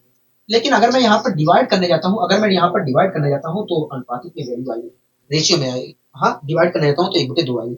उस चीज से बचने के लिए मैं एक चीज कर रहा हूँ, बताओ ये चीज कब डिवाइड होगा? जब इसके अंदर 2 और होता है। तो मैंने दो हर जगह बढ़ा दिया, ठीक है। यहाँ पर मैंने 2 से ऊपर नीचे मल्टीप्लाई कर दिया और यहाँ पर भी 2 से बढ़ दिया, ठीक है। इस प्रकार इसका मतलब यही है कि यदि कुल मिलाकर 10 यूनिट का लाभ हुआ था, तो उसमें से 2 यूनिट चैरिटी को चला गया और बचा 8 यूनिट। तो ये जो 8 यूनिट बचा है ये भी वास्तव में 8 पे ही, ये जो 8 रुपए निवेश किए गए थे ये 8 पे ही हुआ होगा। तो 8 यूनिट पर कुल मिलाकर 8 रुपए का लाभ हुआ है, तो 1 यूनिट पर कुल मिलाकर कितने का हुआ होगा? 1 यूनिट पर कुल मिलाकर 1 ही यूनिट का लाभ हुआ होगा, ठीक है। दोस्तों 1 यूनिट पर कुल मिलाकर 1 यूनिट का लाभ हुआ है। दोस्तों कुल मिलाकर 3 यूनिट पैसा निवेश किया था, 3 यूनिट पैसा निवेश किया था। तो इस प्रकार दोस्तों इससे 3 यूनिट का पैसा मिलेगा। हाँ दोस्तों 1 यूनिट पर कुल मिलाकर 1 यूनिट का लाभ, 1 यूनिट पर कुल मिलाकर 1 रुपए का लाभ हुआ है, 1 रुपए का लाभ हुआ है, तो 3 यूनिट पर कुल कितने का लाभ हुआ? 3 यूनिट का लाभ हुआ होगा। 3 यूनिट पर कुल मिलाकर 3 रुपए का लाभ हुआ होगा। आप मेरी गलत समझ तो इस प्रकार दोस्तों देखा जाए तो पी को कुल मिलाकर 3 यूनिट पैसा मिला हुआ है। लेकिन क्वेश्चन कह रहा है 4.8 लाख रुपए मिला है। हाँ, मतलब 3 यूनिट बराबर है 4.8 लाख। हाँ, 3 यूनिट बराबर है 4.8 लाख। तो 1 यूनिट कितने के बराबर होगा? 1 यूनिट जो होगा 1.6 लाख के होगा। 1.6 लाख, कोई दिक्कत नहीं, परसेंट नहीं। तो हमसे पूछा था बताइए कुल लाभ क्या है? तो कुल लाभ कितने का हुआ था? 10 यूनिट का हुआ था। 10 यूनिट का हुआ था। तो एक यूनिट जो है 10.6 लाख के बराबर रिप्रेजेंट करेगी, तो 10 यूनिट कितने को करेगी, तो कितने को करेगी, मतलब देखा जाए तो कुल मिलाकर 16 लाख का लाभ हुआ है। हाँ, मतलब देखा जाए तो कुल मिलाकर कुल लाभ 16 लाख का हुआ था। हाँ, कुल मिलाकर 16 लाख का लाभ हुआ, 16 लाख का लाभ हुआ था। बताइए यहाँ तक कोई दिक्कत, कोई परेशानी, कोई हमें यहाँ तक कोई दिक्कत, कोई परेशानी नहीं है। तो दोस्तों ये आपका मिक्सर एंड एलिगेशन पूरी तरीके से मैंने खत्म कर दिया है। ठीक है, आशा करता हूँ ये मिक्सर एंड एलिगेशन आपको बहुत ही अच्छे वे में समझ में आया होगा। ठीक है, अब दोस्तों हम कल से एक नया चैप्टर शुरुआत करेंगे इसी ऊर्जा और इसी उत्साह के साथ। आज के लिए दीजिए इजाजत, मिलेंगे अगली वीडियो में। नमस्कार।